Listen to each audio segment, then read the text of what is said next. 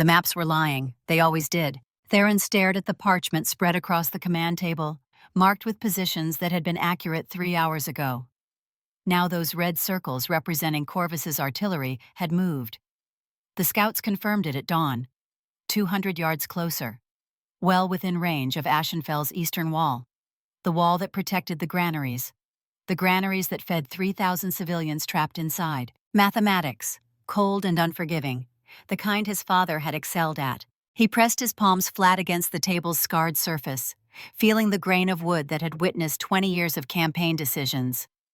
The lantern overhead swayed slightly, casting shadows that made the battle lines seem to shift and writhe like living things. Outside the command tent, the pre-dawn camp stirred with the sounds of an army that had been bleeding for 3 days straight, 50 men per day, sometimes more. 50 brothers, 50 sons, 50 names added to the ledger he carried. The tent flap opened. Kyle entered with the confidence of 30 years' service together. 58, scarred, missing his left hand from a grenade that should have killed them both 15 years ago.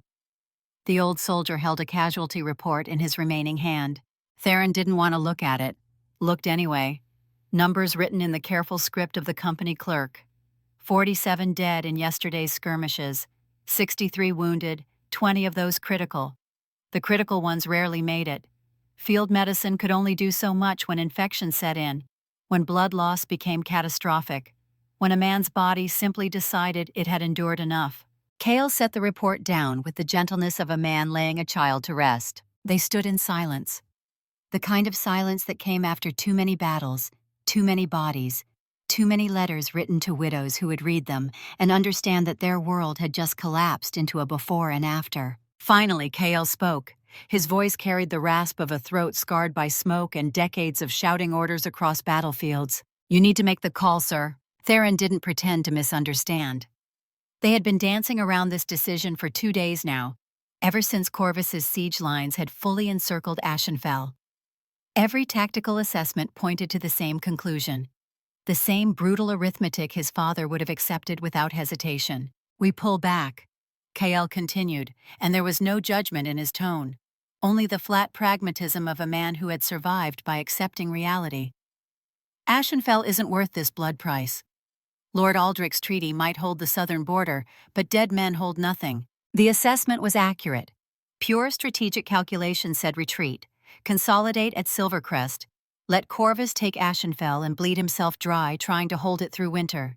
Fight him on ground of their choosing, with supply lines intact and fresh reinforcements from the northern territories. His father's playbook, word for word. Theron looked at the map again, at the small notation marking the keep where Lord Aldrich sat with his household guard and 3,000 civilians who had believed their lord would protect them, who had believed the King of Silvercrest would honor the treaty and send relief. "If we pull back, Corvus burns them. You know he will." Cale's jaw tightened, the only tell that he felt anything at all about the calculation they were making. "Then they burn." Harsh, but honest.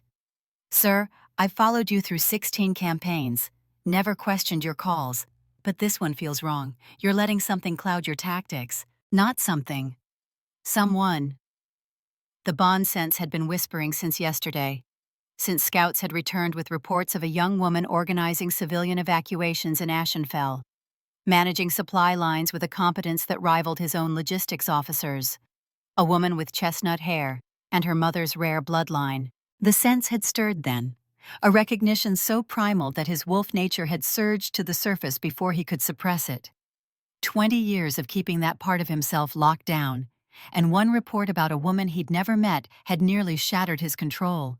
"Mate." He had ignored it, buried it under 20 years of practice at feeling nothing, but the sense wouldn't quiet, kept pulling at him, insistent and undeniable. Before Theron could respond to Cale's observation, the radio on the corner table crackled to life.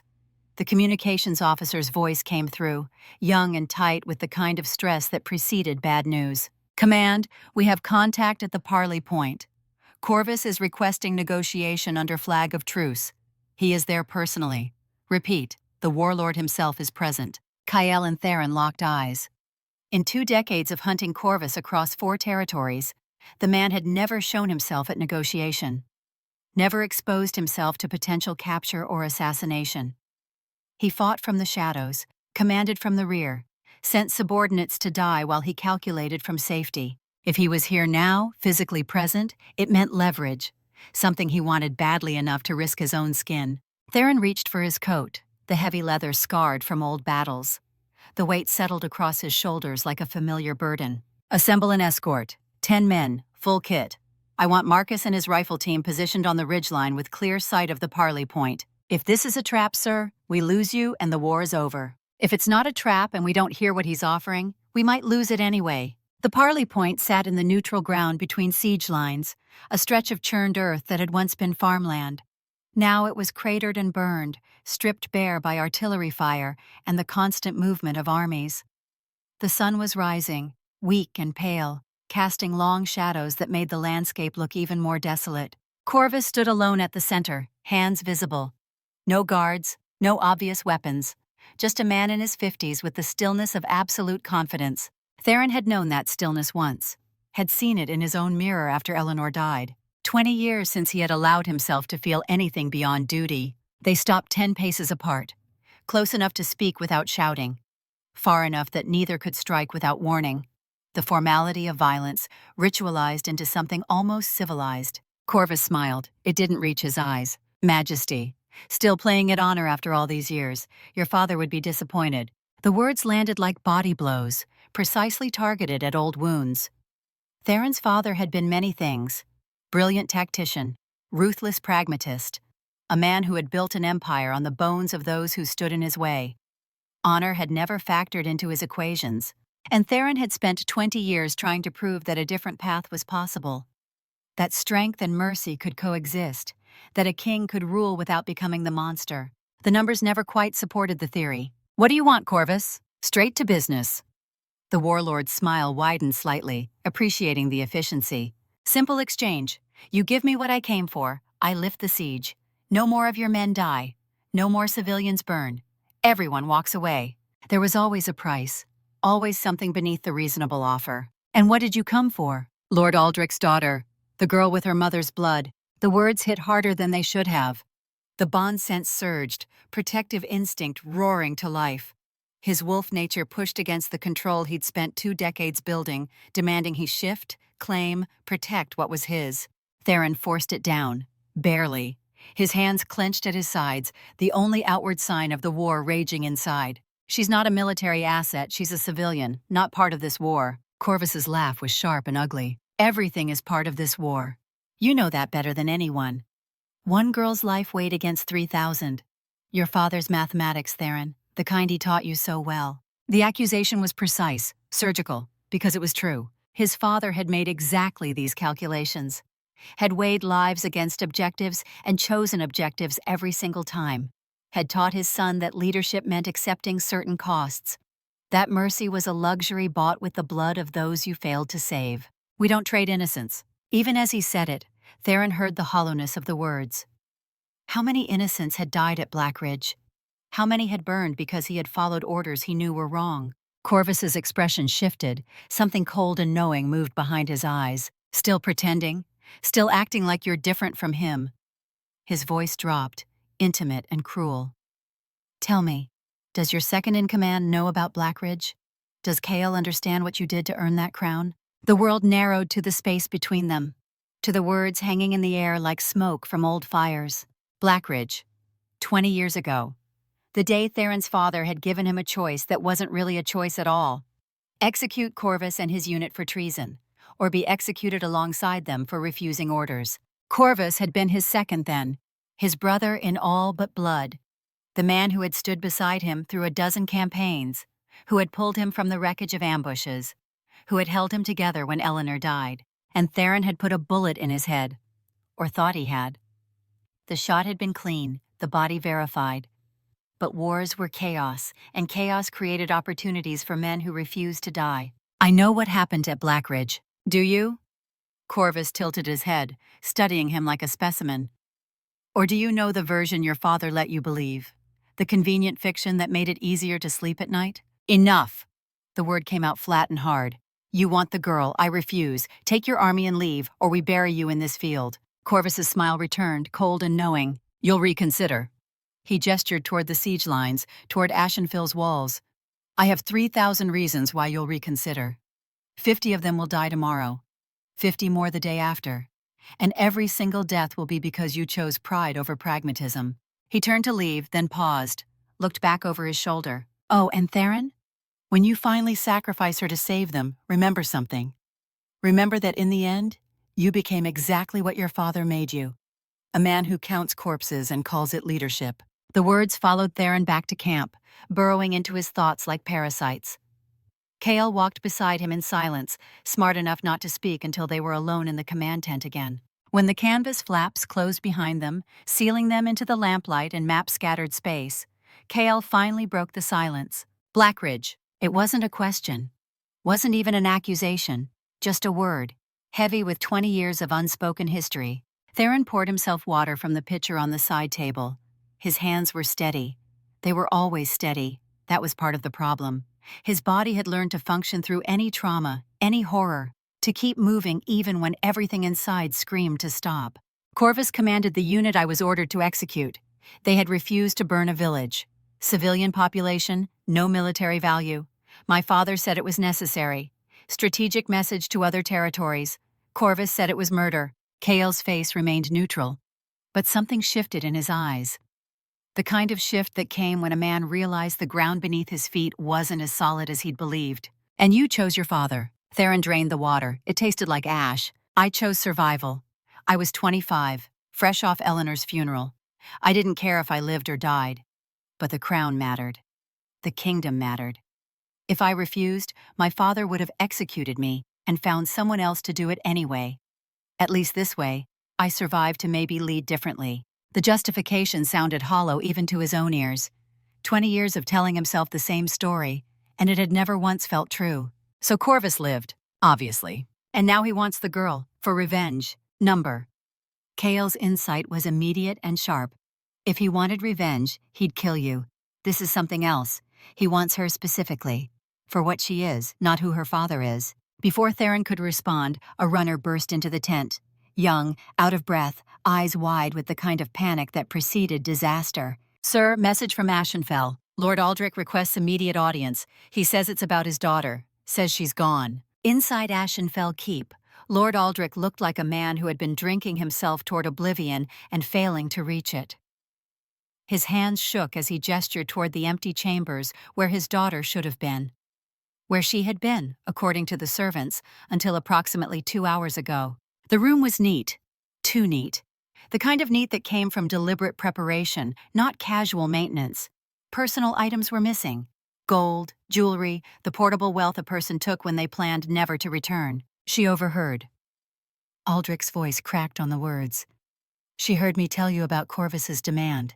About offering her in marriage to end the siege, and she ran." Theron studied the room with tactical eyes, cataloging details. The window overlooked the eastern wall, providing a clear view of Corvus's siege lines. She would have watched them tighten like a noose, would have understood that every day she remained put more lives at risk. A woman managing logistics would understand supply calculations, would know how many people could be fed, for how long, with what remained in the granaries. Would see starvation approaching with the inevitability of winter. She ran to save them. Theron said it quietly, more to himself than to Aldrich. She's buying time. If Corvus is hunting her instead of assaulting the walls, civilians survive another day. Aldrich collapsed into a chair, head in hands.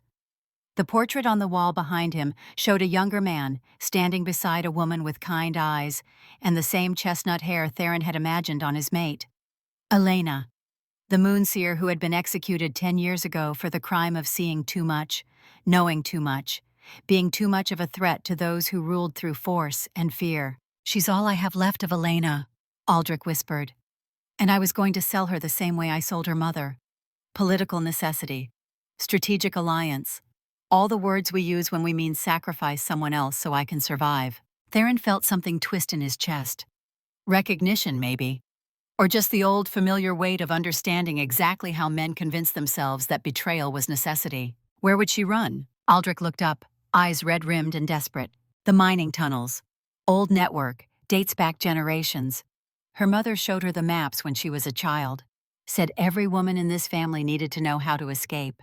Elena had understood, had known that power was always hungry, always grasping, always willing to consume daughters and wives and mothers to feed itself. She had prepared her child for the inevitable day when running would be the only choice left. Theron turned toward the door, toward Cale, who waited in the corridor. "Get Garrett. Aldrich's head of guard. He'll know those tunnels." But as they moved through the keep, searching for the guard captain, Theron felt the bond sense intensify. Stronger now, more insistent, not just recognition anymore. Warning. Something was wrong. Something beyond a young woman making a desperate run for freedom. The sense pulled at him, urgent and directional, like a compass needle pointing toward disaster. They found Garrett in the barracks, already armed and moving with the focused purpose of someone executing a plan. Cale's remaining hand went to his weapon. Instinct, honed by decades of staying alive in situations where hesitation meant death. Garrett stopped, hands visible, no threat in his posture. But his eyes held the kind of anguish that came from impossible choices. "She's in the tunnels. I was supposed to lead her through, get her to the river." He looked at Theron, and there was something pleading in his expression. "My brother. Corvus has my brother. He said he'd execute him if I didn't deliver her." The pieces clicked into place with the terrible clarity of a trap snapping shut. "But you're here." Theron kept his voice neutral. "Not in the tunnels with her." Garrett's face twisted. "Because I couldn't do it. I left her a warning note, told her the meeting point was compromised, told her to run a different direction." He paused, swallowing hard. "But her father's men intercepted it, on his orders. He wanted her to walk into Corvus's hands thinking I'd betrayed her." Aldrich. The desperate father willing to trade his daughter to save his people. Except he had coordinated with Corvus, ensured his daughter would walk straight into captivity, thinking her last ally had turned traitor. Survival through sacrifice. His father would have approved of the tactic. How long ago did she enter the tunnels? 30 minutes, maybe 40. The exit point is 2 miles north, near the river bend. Corvus's men will be waiting there. Theron was moving before the words fully registered. Cale fell into step beside him, already calling for a response team on the radio. But even as they organized, even as soldiers scrambled, and weapons were checked, and tactical positions calculated, Theron felt the bond sense pulling harder. Not toward the river exit, toward something else, some other direction. She wasn't following the plan. Whether she'd sensed the trap or simply chosen her own path, his mate had gone a different way. And Theron found himself following that internal compass, trusting instinct over tactics for the first time in 20 years. The forest at night was all shadows and threats. Liana had been running 40 minutes. Time warped when terror was the only companion. Her lungs burned, legs screamed. The practical dress she'd chosen caught on branches, slowed her down. But stopping meant capture. Her mother's journal pressed against her ribs with every breath. Encrypted pages filled with warnings, with knowledge that had gotten Elena killed. Instructions for understanding the Moonseer bloodline. Corvus wanted that power, to enslave rather than heal. The pursuit crashed through undergrowth behind her. Not close, but closing. Men who knew these woods. Liana's boot caught on a root. She went down hard, hands scraping across stone and forest debris. The impact knocked the air from her lungs. For a moment, she just lay there, listening to her heart thunder and her breath wheeze and the pursuit getting closer. "Get up," her mother's voice in memory. "When they hunt you, you get up. You keep moving. You survive." She got up, ignoring the sting in her palms, the ache in her knees, the exhaustion pulling at every muscle. The clearing appeared suddenly, opening in the forest canopy like a wound. Moonlight poured down, illuminating figures that resolved into wounded soldiers. Some lying still, others moving with the careful deliberation of men trying not to worsen injuries. The colors on their uniforms were silver crests. The king's men, far from their lines and in bad shape. One figure stood apart from the others. Tall, broad-shouldered, moving between the wounded with efficient grace. Checking injuries, applying field dressings, making the kind of rapid assessments that came from seeing too much trauma and learning to prioritize. Liana's momentum carried her forward. She tried to stop, to avoid collision, but her exhausted legs betrayed her. She hit him full force. They went down together, tumbling across the forest floor in a tangle of limbs and surprised gasps.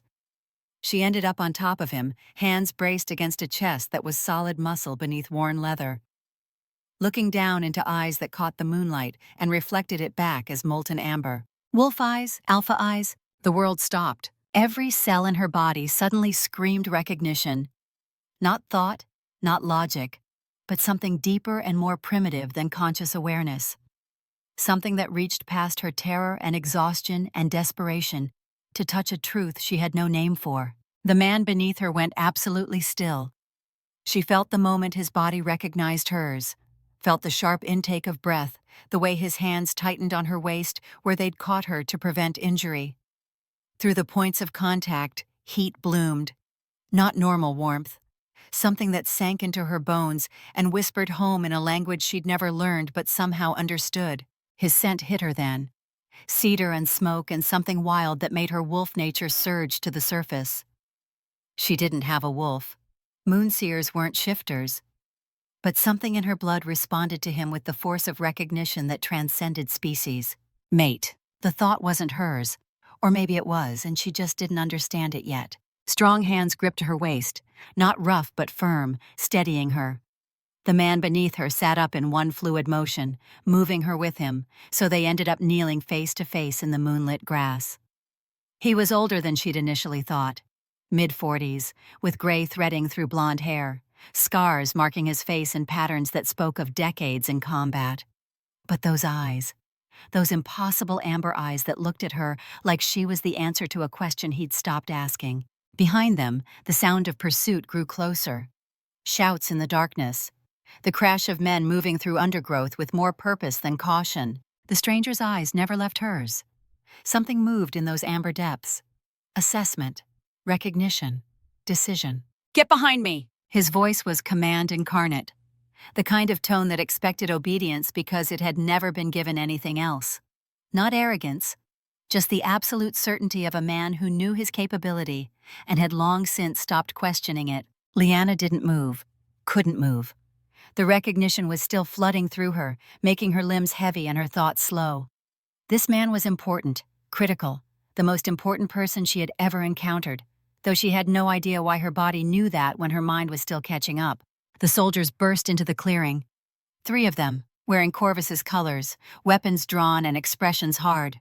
They saw her immediately, saw the stranger kneeling beside her, saw the wounded Silvercrest soldiers watching with the wary tension of men too injured to fight, but too stubborn to surrender. The lead soldier smiled. It was an ugly expression. "Lord Corvus sends his regards, Lady Ashenfell. You're coming with us." "Over my dead body." The stranger rose in one fluid motion. No wasted movement, no hesitation, just pure purpose given physical form. What happened next occurred too fast for Liana's exhausted mind to fully track. One moment the soldiers were advancing, weapons raised. The next moment the stranger was violence incarnate. He moved like water given lethal intent. The first soldier went down with his throat crushed before he could raise his weapon.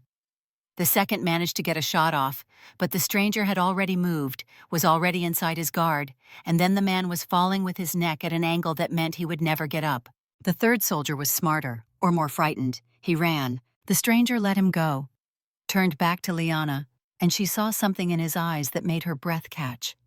Not cruelty, not pleasure in the killing, just the flat acceptance of a man who had ended lives so many times that it no longer registered as remarkable. She should have been terrified, should have run from a man who could kill 3 trained soldiers in less than a minute.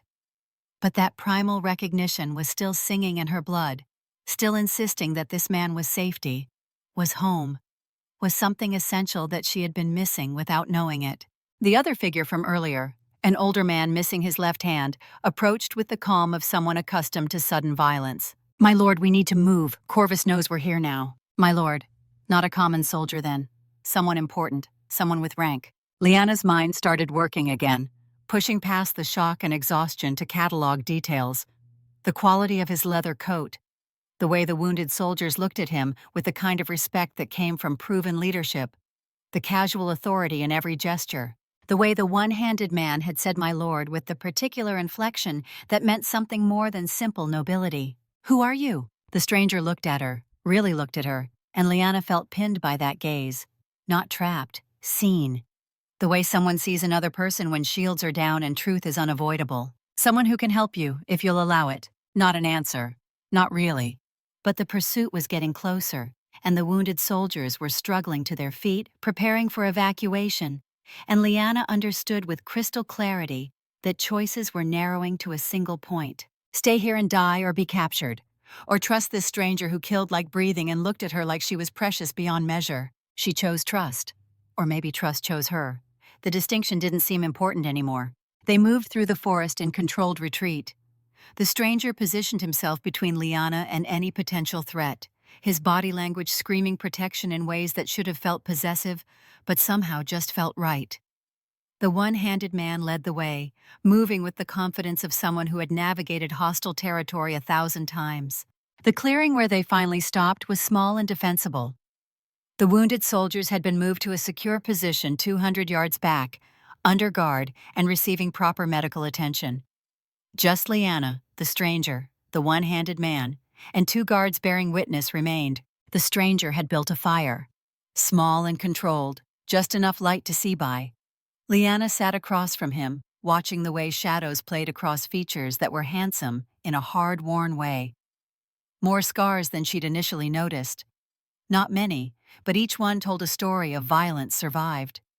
The gray at his temples caught the firelight, making him look distinguished despite the combat gear. He was studying her just as intently. Those amber eyes tracking over her face, her shoulders, the way her hands rested in her lap. Not leering, cataloging, like he was memorizing every detail and finding each one precious. The intensity should have been uncomfortable. Instead, it made something warm bloom in her chest. The one-handed man stood slightly apart, watching with the alertness of a career soldier who had survived by never fully relaxing. The 2 guards flanked the clearing's entrance, positioned where they could intercept any approach. Professional, military. This wasn't a random patrol, this was a command unit. The stranger spoke first, his voice gentler than she expected from someone who had just killed with such efficiency. "Tell me why Corvus is hunting you." She found herself answering before she'd consciously decided to. "He wants my blood." She pulled the journal from her cloak. "My mother was a moonseer. Rare bloodline. We can sense and manipulate pack bonds." Recognition flickered in his eyes. "Corvus wants to create loyalty bonds, force soldiers to serve him. Yes, slavery, permanent and absolute." His jaw tightened. "So you ran." "My father was going to give me to him. 3,000 civilians versus 1 daughter. Except nothing about survival was ever simple." Lyanna had learned that managing Ashenfell's logistics for the past 5 years, while her father drank himself toward oblivion. Numbers on paper looked clean, absolute. But every number represented a person, a life, a story that couldn't be reduced to pure arithmetic. "Your father was wrong." The certainty in those words unlocked something in Lyanna's chest, some knot of tension she hadn't known she was carrying. This stranger, whoever he was, had just declared her life mattered, not as a strategic asset, not as a tactical consideration, just as a person whose life had inherent worth. When was the last time anyone had done that? "I have gold." She pulled the pouch from her belt, the coins she had gathered over years of careful saving. "Jewelry from my mother. Everything I own. I'll give you all of it if you help me reach neutral territory. Somewhere Corvus can't follow." The stranger looked at the offered pouch the way someone might look at a child offering pebbles in exchange for protection. Not mockery, something gentler, almost sad. "I don't need your gold." "Then what do you need?" He was quiet for a long moment. The fire crackled between them. Somewhere in the distance, a night bird called. The one-handed man shifted his weight, remaining hand resting on his sidearm, and Lyanna understood she had asked a dangerous question. Finally the stranger spoke. "There's another way to protect you. More permanent than gold or escort to neutral territory. A claiming bond. Ancient ritual, recognized by wolf law across all territories. It would override any political arrangement. Make you untouchable. Claiming bond." Lyanna knew the term from her mother's journals, a ritual performed under moonlight, witnessed and sealed with blood. Marriage without ceremony, partnership without negotiation. And it required consent from both parties. Explicit, freely given consent. "You're offering to claim me, a stranger." "Yes." "Why?" "Because Corvus getting you means he gets a weapon that could enslave every wolf in 5 kingdoms. Strategic necessity." He paused and something moved behind his eyes. Something he wasn't saying. "And because letting him have you would be wrong." That last part sounded like confession, like a man stating a principle he wasn't sure he still believed in, but was committed to honoring anyway. Through the strange connection still humming between them, Liana felt his sincerity, felt the war raging inside him between tactical thinking and something more primal, something that looked at her and saw mate, saw precious, saw mine with a possessiveness that should have frightened her, but somehow felt like safety. If I agree, she said slowly, measuring each word, I'm not property. I make my own choices. I'm not trading my father's ownership for yours. Something that might have been respect flickered across his features. I wouldn't want you any other way. In fact, I'm counting on you staying exactly who you are. Strong, competent, unwilling to bend. The words sent heat through her that had nothing to do with the fire. The one-handed man, who had been silent through the entire exchange, made a small sound. Not disapproval. More like resignation, or possibly disbelief. My lord, this is highly irregular. The council will have questions. My lord again. That specific inflection that meant something more than simple rank. Liana looked between them, pieces clicking together. You're not just a noble, are you? You're someone important enough that claiming a stranger will cause political problems. The stranger didn't confirm or deny, just watched her with those amber eyes that saw too much and revealed too little. Does my rank change your answer? It should. Logically, it absolutely should. Claiming bond with someone politically important meant stepping into a world of intrigue and danger that made Corvus's siege look straightforward by comparison. But that primal recognition was still singing in her blood. And looking at him, really looking, Liana saw something that made her choose. Exhaustion. Bone deep and soul tired. The kind that came from carrying weight too long without rest. This man had been leading, making impossible decisions, weighing lives against objectives for so long that he had forgotten what it felt like to be anything other than the burden. He was offering her protection, yes, but maybe she could offer him something too. Not gold, not political advantage, just the acknowledgement that he was more than the decisions he had to make. It doesn't change my answer. I choose this. I choose you. The words felt significant in ways she didn't fully understand, like she had just agreed to something larger than simple protection. Some contract written in moonlight and instinct that would reshape everything that came after. The stranger stood, offering his hand. She took it. His grip was warm and calloused, the hand of a man who still knew how to wield a weapon despite whatever rank he held. Kale. The one-handed man stepped forward. Prepare the ceremony, full ritual. I want this done right. They moved to the clearing center, where moonlight fell unobstructed. The two guards took position as witnesses, standing at precise angles that spoke of training and tradition. Kale stood to the stranger's left, his expression carefully neutral, but his eyes watchful. Liana's heart hammered. This was happening. She was about to enter a bond that couldn't be undone, with a man she had met less than an hour ago, while her father's territory burned and a warlord hunted her, and the world teetered on the edge of war. Possibly the most insane decision she had ever made, or possibly the sanest. The distinction was becoming less clear by the moment. The stranger turned to face her fully. In the moonlight, his features took on a quality that was almost otherworldly. The amber of his eyes caught the light and reflected it back, glowing faintly. Wolf nature rising to the surface, called by ritual and need, and the mate bond that was already forming between them whether they acknowledged it or not. Are you certain? I'm certain. He stepped closer, heat intensifying between them. His hand threaded through her hair, sending sparks across her scalp. His other hand settled at her waist where her heart thundered. Liana, he said her name like a prayer. Under Moon's eye, I offer this bond freely. Will you hear the words? I will. I am Alpha. His voice took on ritual cadence. I offer protection, partnership, my strength added to yours. I claim you as mate, as equal, as the other half of a whole I didn't know was broken. I offer you my name, my pack, my life. And I swear by moon and blood that I will honor your choice. The words settled into her bones, old magic stirring. I accept. Her voice steadied despite trembling hands. I accept your protection, your partnership. I claim you as mate, as the one who saw me when I was invisible. I offer you my trust, freely given, and I swear by moon and blood that I will stand beside you, not behind you. Something fierce and possessive flared in his eyes. Pride, maybe. or satisfaction that she had turned his words into partnership rather than submission. Then by moon and blood, by choice and consequence, I claim you. He pulled her closer, until they were pressed together from chest to thigh, until she could feel every hard plane of muscle, every scar, every place where he was damaged and still standing, bound until death releases. She finished the ritual words, ones she'd read in her mother's journal but never thought she'd speak. His hand slid from her waist to the small of her back, arching her into him.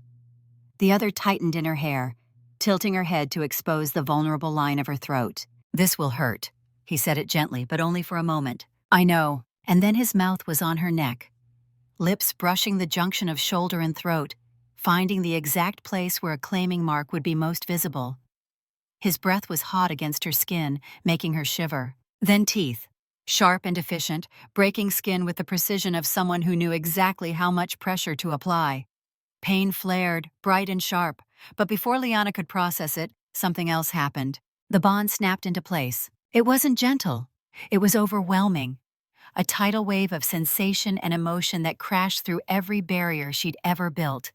His feelings flooded into her with the force of 20 years of suppression finally released. Protectiveness so fierce it stole her breath. The overwhelming need to keep her safe, to position himself between her and every threat that existed or might exist. Not possessive in a controlling way, protective in the way of someone who had lost too much and would burn the world rather than lose again. Guilt, old and deep, scarred over but never healed. The weight of decisions that had cost lives, the burden of command that never lightened. She felt echoes of faces he'd failed to save, names he carried like stones, and beneath it all, under every other emotion, a bone-deep recognition that sang the same note her own instincts had been screaming since the moment they collided. Mate, not just mate, the one, the only. He had known. From that first touch, he had known. And he hadn't told her. Had given her choice without revealing that fate had already decided. Liana gasped as he pulled back, tongue sweeping across the bite to seal it. Through the bond, she felt his satisfaction, his relief, his terror that she would reject him once she understood what the bond truly meant. "This is more than you said. I can feel everything. This isn't just a claiming bond. No." The vulnerability in his eyes was stark. "It's the mate bond, the true bond. I felt it the moment we touched. And you didn't tell me, because you needed to choose freely. Not because fate decided you belonged with me. I won't trap you in destiny. Can I walk away now? The bond is permanent until death. But I won't force you to stay. If you want to leave, I'll let you go." She felt the truth through the bond. Steel core of integrity that had survived 20 years of impossible decisions. "I'm not going anywhere. I chose you before I knew about the mate bond. Fate just agreed with me." Something in his expression softened. Not much. Just enough to show that beneath the tactical mask, beneath the command weight, there was still a man who could feel relief at being chosen. The moment shattered as Kyl's radio crackled to life. Static, then a voice rough with pain and fear. "Help, please, anyone, this is Garrett, they have me, please." The voice was familiar. The guard captain who had tried to warn her, who had been caught between loyalty and family. Between doing right and saving his brother. Kyle looked at the stranger, expression grim. "It's a trap, sir. Has to be." "Probably." The stranger's voice was flat, tactical assessment taking over. "But we can't leave him, not if there's a chance. Sir, we have minimal force, wounded to evacuate, and your new mate to protect. Going after one man when we're already stretched thin is tactically unsound." "I know." He said it simply, matter of fact, acknowledging the calculation while simultaneously rejecting it. Liana felt the decision through the bond. Felt how it tore at him. The cold assessment that said leave Garrett versus the human need to try saving him anyway. Mathematics versus mercy. The eternal war between his training and his values. She reached for his hand, laced their fingers together. Through the bond, sent wordless support. Not pushing either direction, just being present in the choice. The stranger, her mate, looked at their joined hands. At the claiming mark on her neck that matched the one she could feel pulsing with warmth on his own throat. At the future that had suddenly become complicated in ways neither had anticipated. "Radio ahead. Tell them we're coming for Garrett, full tactical. And Kale, secure our Luna before we move." Luna.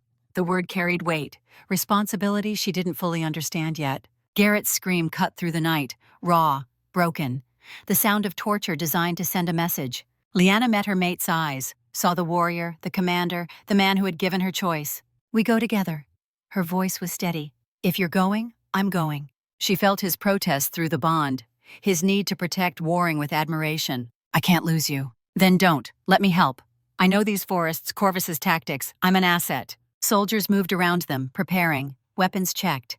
The practiced efficiency of men who knew every step of this dance. Kale approached, expression stone. "Sir, this is a mistake. We have bigger obligations." Her mate looked at his second with eyes that had seen too much. "I know. But 20 years ago I made the tactically sound choice. It cost pieces of my soul I'll never get back." He looked at Lyanna. "Tonight I choose differently. Tonight I choose the man I want to be instead of the king I have to be." Kale nodded, sharp, final. "Then we make them pay for every second." They moved into darkness.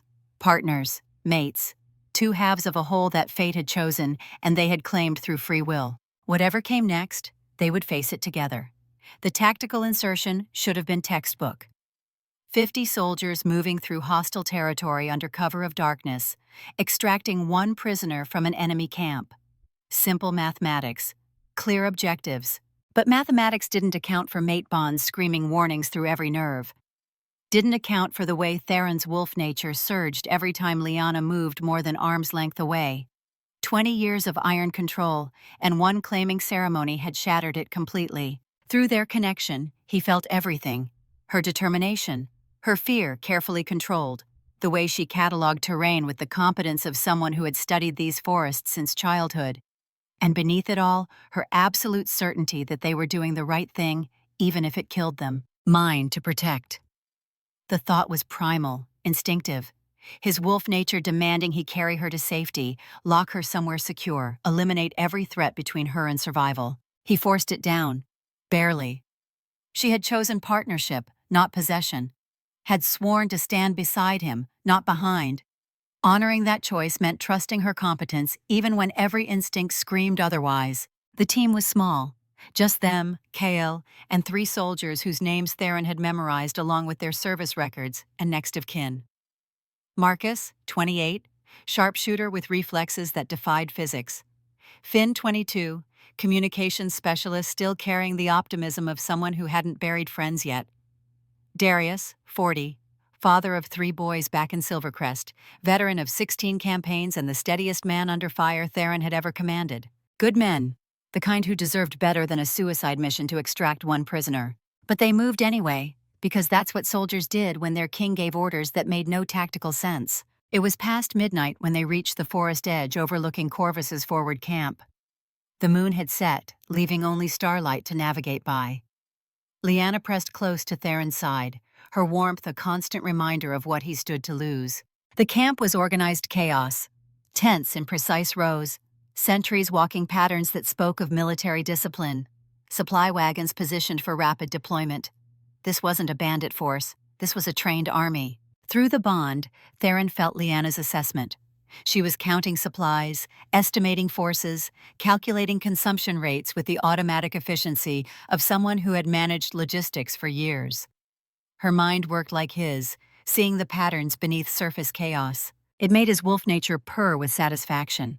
Strong mate, clever mate, perfect. He shoved the thought aside and focused on tactics. Kyle moved beside him, studying the camp with professional interest. The older soldier's remaining hand rested on his sidearm, ready but not tense. Guard rotation every 20 minutes. Kale's voice was barely audible. Overlapping fields of fire from elevated positions. Whoever designed this knows what they're doing. Which means getting in will be hard, and getting out harder. Through the bond, Lyanna's presence intensified. She was seeing something, connecting pieces. There. She pointed to the camp's western edge. Supply depot. Guards there are facing inward, watching the camp. They're not expecting external threat. Because Corvus thinks we're still at our main position. Theron followed her logic. He doesn't know we're here yet. The tactical window was narrow, maybe an hour before scouts reported their absence. Maybe less. Marcus and Finn moved ahead, hand signals indicating sentry positions. 2 guards at the northern approach, both facing outward, campfire behind them destroying their night vision. Classic mistake born of overconfidence. Theron gestured the team forward. They moved like shadows, using terrain and darkness. Lyanna stayed close, her breathing controlled despite the adrenaline he felt flooding through their bond. His wolf nature approved of how she moved. Silent, efficient, no wasted motion.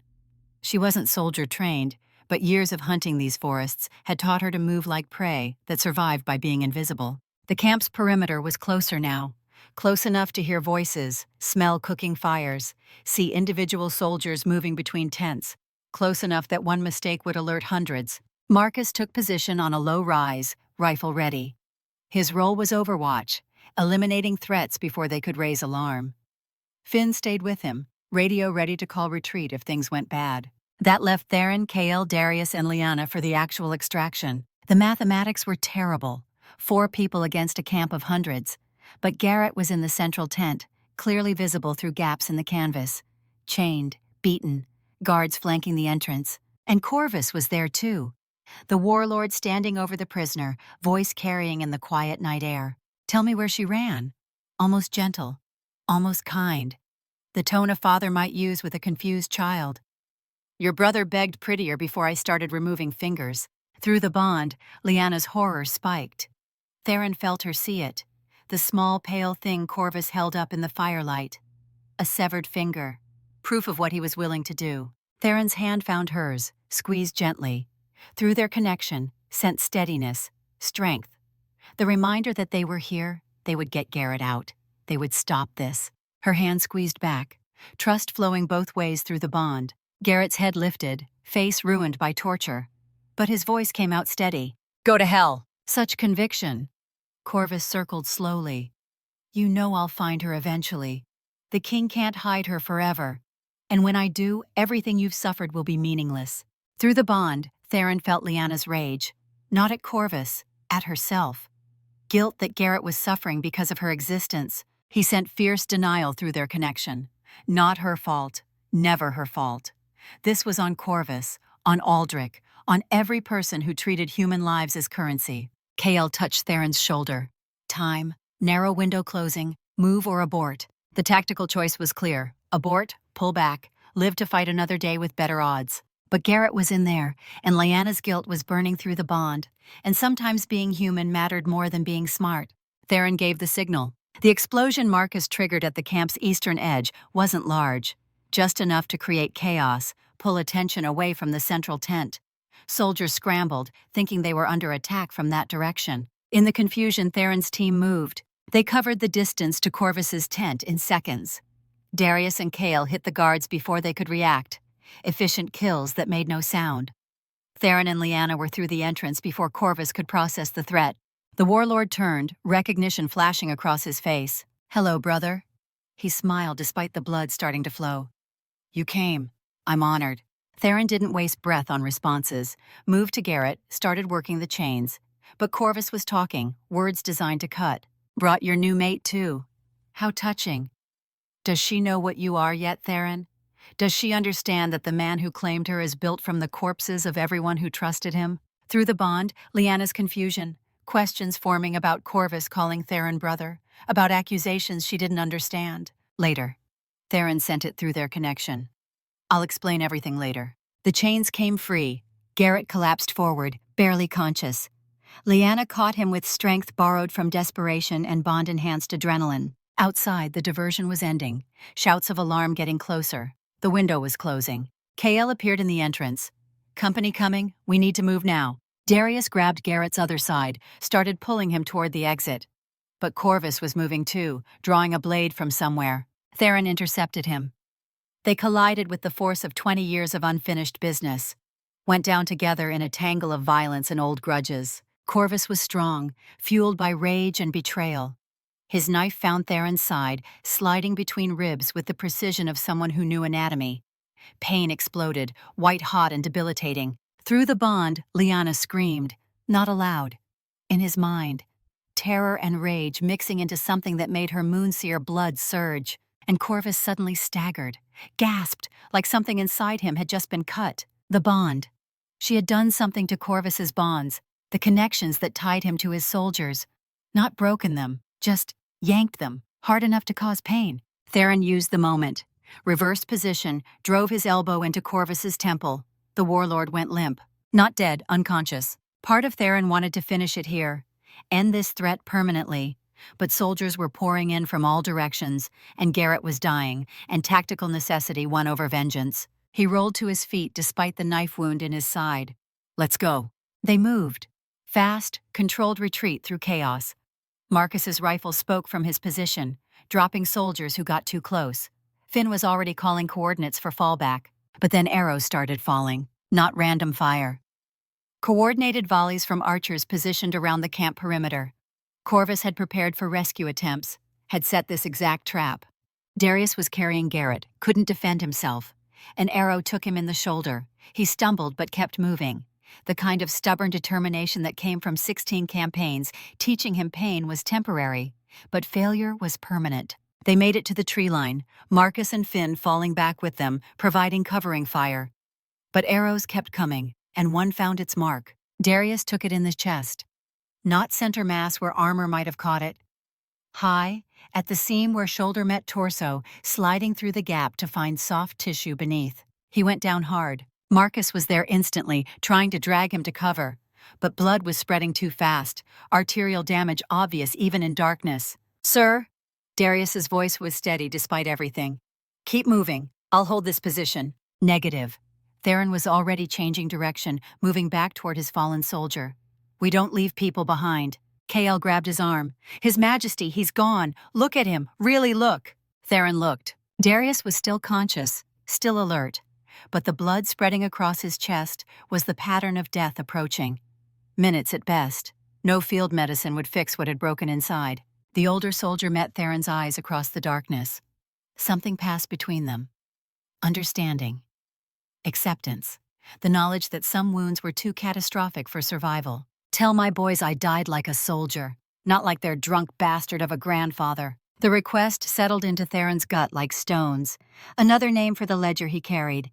Another letter to write to a family that deserved better. Through the bond, Lyanna's grief. She hadn't known Darius long, but his loss felt personal. Felt like proof that her existence cost lives. Theron sent fierce denial through their connection, but there was no time to address it properly. Corvus's soldiers were regrouping, preparing for pursuit. Kael was right. Staying meant losing everyone. "We move." The order came out flat, final. The tone of a man making calculations he hated. Darius nodded once, smiled, then turned back to face the advancing soldiers, weapon raised, still buying them seconds with blood he didn't have to spare. The last thing Theron heard as they retreated was Darius's rifle firing. Steady, controlled, professional to the end. Then the forest swallowed them, and they were running. The extraction took hours. Not the quick in and out Theron had hoped for. They had to move slowly with Garrett barely conscious, had to avoid Corvus's patrols spreading through the forest, had to navigate in darkness with enemies hunting them. It was near dawn, almost 8 hours after they'd started, when they finally reached the rendezvous point where the rest of their unit waited. Theron's side was on fire where Corvus's knife had found home. He'd field dressed it hours ago, but the wound was deep. Would need proper treatment soon, or infection would make the decision for him. Through the bond, Lyanna's worry was a constant presence. He sent reassurance he didn't entirely feel. The field hospital was organized chaos when they arrived. Medics moving between wounded soldiers, trying to stabilize injuries that ranged from manageable to catastrophic. The smell was familiar. Blood and antiseptic, and the sweet rot of infection beginning to take hold in wounds that looked clean, but weren't. Garrett was unconscious on a surgical table within minutes, doctors working to repair damage that went beyond physical. Broken ribs, internal bleeding, the kind of trauma that would take months to heal if he survived at all. A medic tried to lead Theron to a cot for treatment. He waved them off. "Others first, I can wait." "Sir, you're bleeding through the field dressing. You can't wait." Through the bond, Lyanna's agreement. Sharp and adamant, plus something else. Alpha command voice he'd never heard her use before. "Sit down. Let them treat you. That's not a request." His wolf nature responded to her tone before conscious thought could interfere. The instinct to obey his mate when she used that voice, to accept care when she demanded it. He found himself on a cot before realizing he'd moved. The medic went to work, cleaning and stitching with efficient roughness. Lyanna appeared beside him. Her hands were dirty, clothes torn from hours moving through hostile territory. Chestnut hair escaped from its braid in wild tangles. She should have looked exhausted. Instead, she looked magnificent. fierce. Every inch the Luna his wolf nature had recognized from first touch. You saved my life in that tent. He said it quietly, for her alone. What you did to Corvus, that wasn't training. No. She settled beside him, close enough that their shoulders touched. It was instinct. The Moonseer ability responding to threat against my mate, her mate. The way she said it, possessive and certain, made something warm bloom in his chest. Through the bond, he felt her processing. The horror of violence, the exhaustion of adrenaline crash, the guilt over Darius, all of it swirling together in a storm she was trying to control. His good arm went around her shoulders, pulled her against his side. Through their connection, he sent what he couldn't voice. Gratitude, pride, the bone-deep satisfaction of fighting beside someone who matched him step for step. She leaned into him just for a moment, just long enough to breathe. Then Kale was there, expression carved from stone. Sir, we need to debrief. And there's something else, something you need to hear. The command tent felt too small for the weight of what had happened. Theron sat with fresh bandages binding his ribs, Lyanna beside him.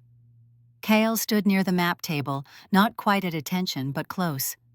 Marcus had appeared at some point, his young face hollow with grief. We left him.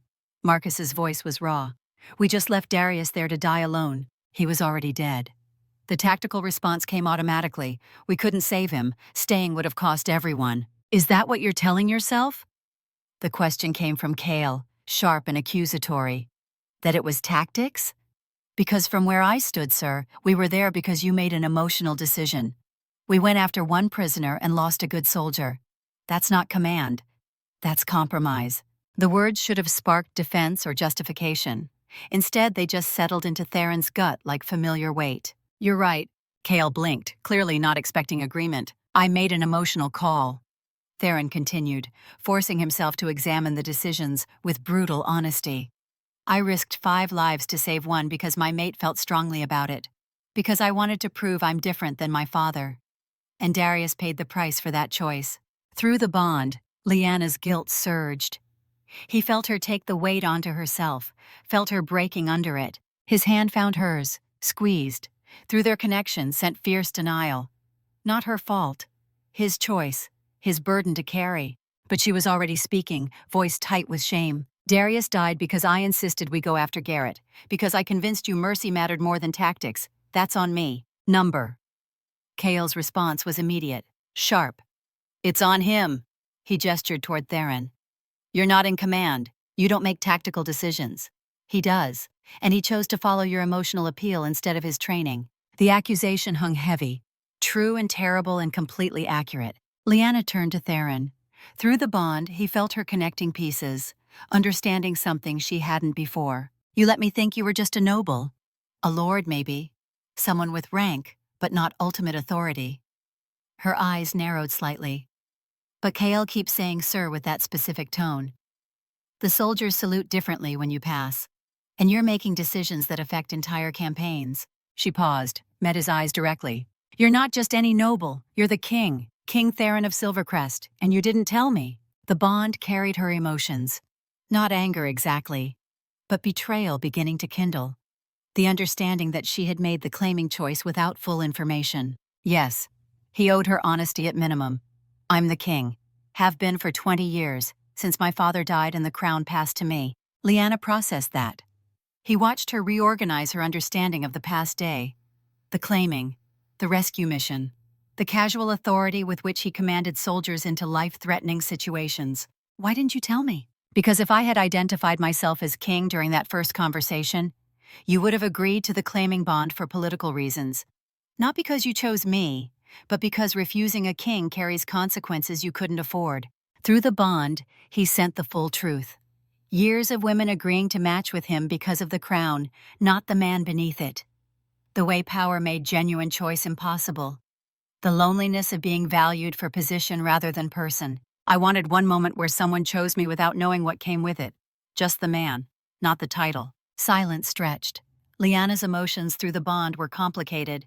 Anger at the deception, understanding of his reasoning, frustration at not having all the information. Finally, she spoke. I understand. And I'm angry that you lied, but I understand why. She looked at where medics were still working on Garrett's broken body.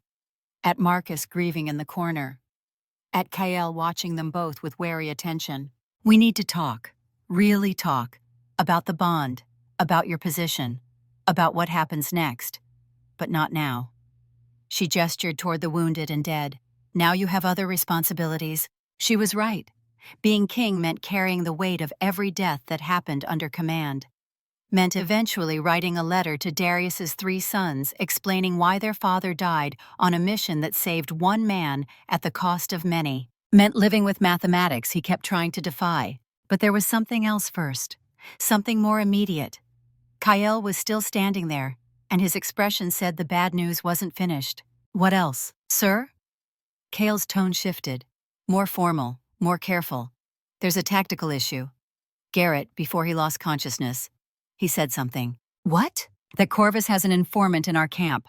Someone feeding him intelligence. Someone who knew about the rescue attempt before we left. The implications rippled outward. An informant, a traitor. Someone close enough to command decisions to know operational plans. How many people knew about the rescue? Everyone in this tent. The officers at War Council. Maybe 20 people total. So one of 20 people we trust is working for Corvus. Theron felt the weight of it settle. We can't plan anything without risking it getting back to him. There's more. Kael hesitated. Garrett said the informant has been active for months. Every failed operation, every ambush we walked into. All of it compromised intelligence, which meant Corvus had been ahead of them this entire time. Had been playing them, using their own information against them while they wondered why nothing worked. Through the bond, Liana's tactical mind was working, making connections. The supply raid, the one I proposed during War Council. If there's an informant in that group, Corvus will know we're coming. Yes. Theron met her eyes, which means we either abort the mission or send the team into a trap. Or... She straightened, something calculating in her expression. We use it, feed false information through the informant, make Corvus think we're hitting one target while we hit another. Kael's eyebrows rose. That could work. If we can identify who the informant is, we will. Theron's voice carried absolute certainty. Run background checks on everyone who was at that council. Look for financial irregularities, family connections to territories Corvus controls, anything that might indicate leverage. Through the bond, he felt Liana's approval, her satisfaction that he was thinking like tactician instead of drowning in guilt. But first, sleep. He looked at her, at the exhaustion pulling at her features. We've been awake for over 24 hours. The next decisions can wait until we're thinking clearly. The quarters assigned to them were small but private. A concession to his rank and the bond that made sharing space necessary rather than scandalous. Theron sat on the cot, started removing boots with movements made clumsy by exhaustion and pain. The knife wound in his side pulled with every breath, reminder of how close Corvus had come to ending this. Through the bond, he felt Liana's concern spike. She moved to him immediately, hands gentle as she helped ease his coat off. The claiming mark on her neck was visible in the lamplight, dark against pale skin. His wolf nature purred at the sight. Mine. Claimed. Protected. Let me see. Her voice carried alpha command he'd never heard before, the Luna emerging despite her lack of training. He found himself obeying before conscious thought. Lifted his shirt to reveal the bandaged wound. Her fingers traced around the edges, careful not to cause pain. Through their connection, he felt her fury at Corvus for hurting him, her guilt that he'd been injured protecting her mission. Not your fault. He caught her hand, brought it to his lips. Through the bond, sent certainty. I chose every step. My decisions, my consequences. Our decisions, she corrected gently. Partners, remember? Your words during the claiming.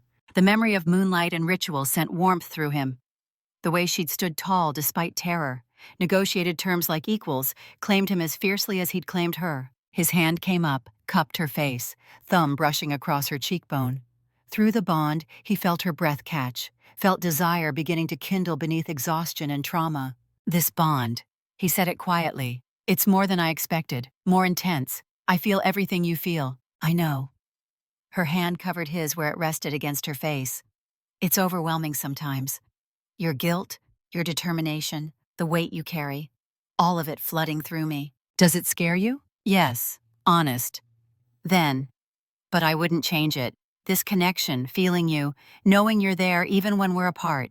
It makes the scary parts bearable. His wolf nature surged with satisfaction. Strong mate, perfect mate, accepts bond fully. He pulled her closer, careful of injuries. Her forehead came to rest against his. They breathed together, the bond pulsing in time with synchronized heartbeats. "When I thought Corvus was going to kill you," she whispered. "When I felt your pain through the bond, something in me just reacted. The Moonseer ability I've never been able to access, it just opened. To protect your mate. Instinct overriding training." His hand slid into her hair, gentle. "You saved my life. We saved each other." She pulled back slightly, met his eyes. "That's what this bond means. Not you protecting me while I stay safe, both of us fighting together." Through their connection, he felt her absolute conviction. Her refusal to be sheltered even when every protective instinct in him demanded it. "You're going to give me gray hair." He said it with affection, not criticism. "Too late." She gestured to his temples where silver already threaded through blonde. "Though you wear it well." The almost flirtation, the moment of lightness amid darkness, felt precious, fragile. He wanted to preserve it, wanted to exist in this space where they were just two people rather than King and Luna facing war. His hand was still in her hair. Hers rested over his heart. The bond hummed between them, deeper than words. "When this is over," he started. "When Corvus is defeated and Ashenfell is secure, what do you want?" She was quiet, considering. Then, "I want to build the Luna Council my mother wrote about. Train other Moonseers safely. Use this ability for healing bonds, not breaking them. I want to prove we're not threats to be eliminated." "And us?" Personal question beneath the political. "I want to know you. Really know you. Beyond crisis and command. I want to learn what makes you laugh, what you dream about, who you are when you're not carrying the weight of a kingdom." Through the bond, her desire for that future. For peace earned through blood. "And I want you to know me the same way." His thumb brushed across her lips, gentle, reverent. "I'd like that, more than I can express." The moment stretched. Fragile and perfect. Two people bound by fate and choice, stealing seconds of tenderness before war called them back. Then exhaustion won. Lyanna's eyes were already closing, the adrenaline crash hitting hard.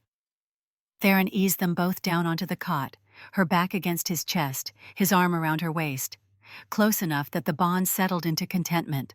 "Sleep," he murmured against her hair. "Tomorrow we identify the traitor and plan the real defense. Tonight we rest." She was asleep within minutes, her breathing evening out. Trust manifest in her willingness to be vulnerable beside him. Theron stayed awake longer, watching her, feeling the steady pulse of their bond.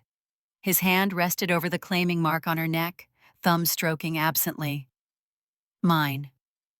The wolf thought was possessive but not controlling. Chosen, protected, cherished. Trying to reconcile the impossibility of having found his mate in the middle of a war that wanted them both dead. Eventually, exhaustion won. He slept. And for the first time in 20 years, the nightmares were held at bay by the presence of someone who saw his failures and chose him anyway. Through the bond, he felt her wrestling with something. Questions, accusations, hurt mixing with understanding in ways that made coherent thought difficult. "Ask," he said it quietly. "Whatever you're thinking, just ask." She was quiet for a long moment, then. "Corvus called you brother, said you executed him at Blackridge. What did he mean?" The question he'd known was coming.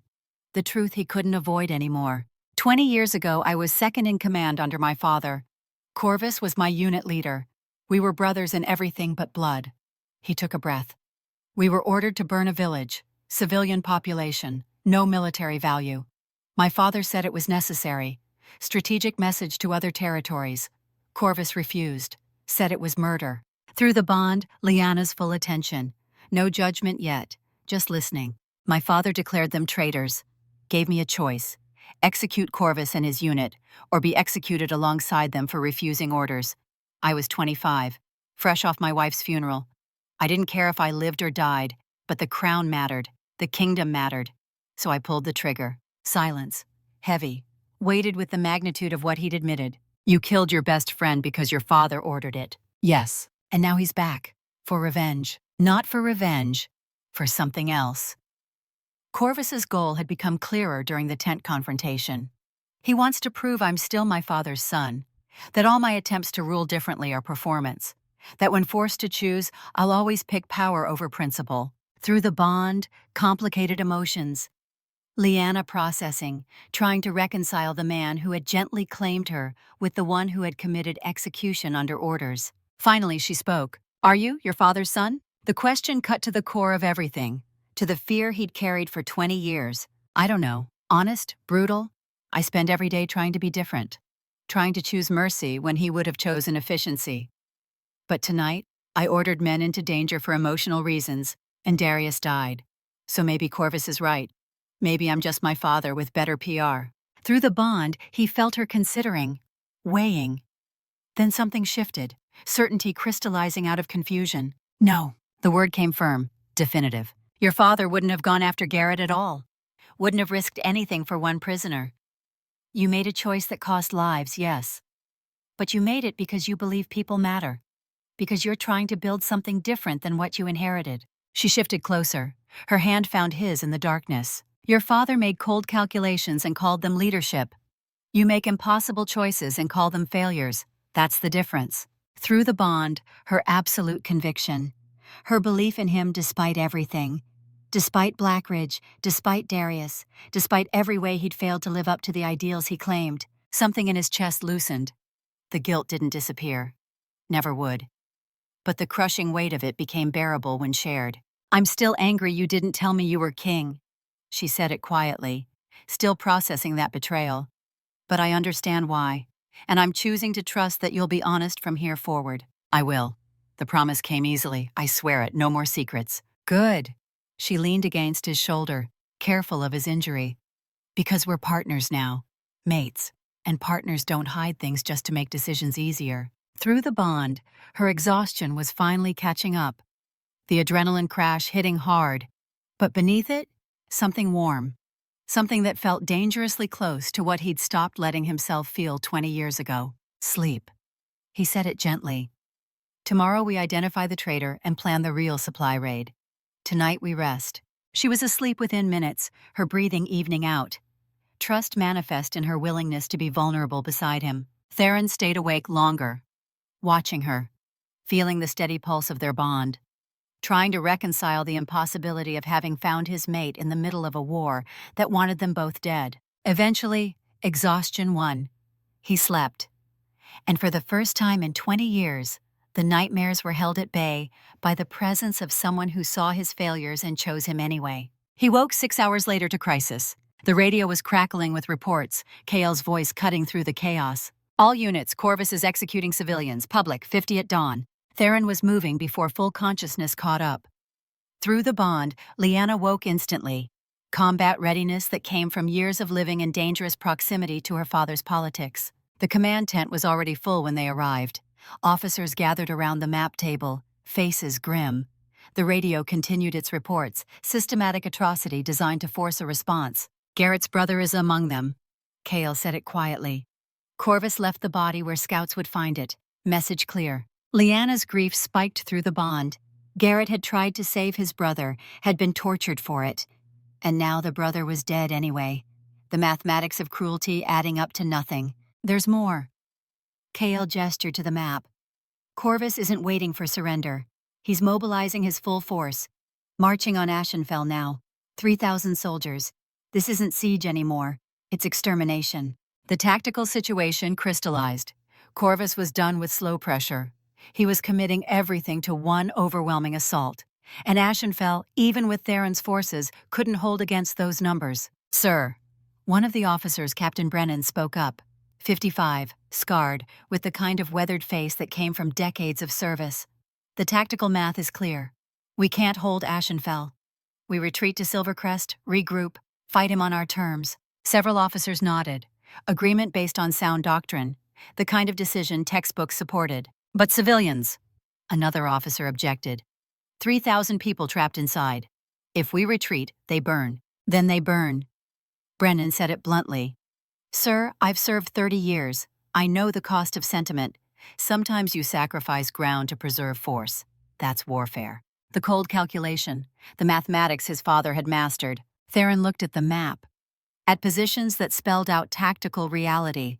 at impossible odds and the certainty of massive casualties if they stayed. Then he looked at Lyanna, at the mate who had stood beside him through extraction gone wrong, who had sent trust through their bond even when he'd made decisions that got people killed. Through their connection, he felt her. Not pushing, not demanding, just present, reminding him that he was more than his father's legacy. "We hold!" His voice cut through debate. "Absolute, final, we defend Ashenfell." "Sir," Brennan's objection came immediately. "That's not tactically sound." "I know." Theron met the captain's eyes. "But we're doing it anyway. Prepare for full defensive operations. I want every civilian evacuation route mapped and secured. If we're making a stand, we make it count." Through the bond, Lyanna's fierce approval, her satisfaction that he had chosen principle over pragmatism. Kael was already moving, coordinating. Officers dispersed to their units, the familiar dance of an army preparing to die well. Brennan lingered. His expression was carefully neutral, but something moved behind his eyes. Calculation, assessment. "As you command, Your Majesty." The officer left, and Theron felt the first whisper of wrongness. Something in Brennan's tone, something in the way he'd argued for retreat with just slightly too much conviction. Through the bond, Lyanna felt it too, her tactical instincts flagging the same detail. "Brennan," she said it quietly, "he's the informant. Maybe, or maybe just a soldier who thinks his king is making a mistake." Theron paused. "But we watch him, closely." The preparation took hours. Civilians needed evacuation routes through the mining tunnels, the same ones Lyanna had used. Supply lines needed coordination. Defensive positions needed assignment. It was early evening when the strike team finally departed for the supply raid. 50 soldiers, carefully selected. Kael leading from the front, as always. Marcus and a recovered Garrett included, both insisting on coming despite injuries. The plan was straightforward. The narrow pass where Corvus's supply lines ran was 2 miles north. Difficult terrain, easily defended. But if they could destroy the depot and collapse the canyon entrance, Corvus would be starving in days. Lyanna had drawn the detailed maps, had shown Kael the secondary route, barely passable, that local hunters used, had calculated timing down to the minute. If the intelligence was good, the team would succeed. If Brennan had warned Corvus, they were walking into an ambush. Theron watched them go, fighting every instinct that screamed to lead the mission himself. But he was king. His death would collapse alliances and tactical advantages. Personal desires were secondary to political necessity. Lyanna stood beside him, her hand finding his. "They'll make it." She said it with more confidence than the bond suggested she felt. "Your plan is solid." "Our plan?" He squeezed her hand gently. "You're the one who identified the route and timing. This is as much yours as mine."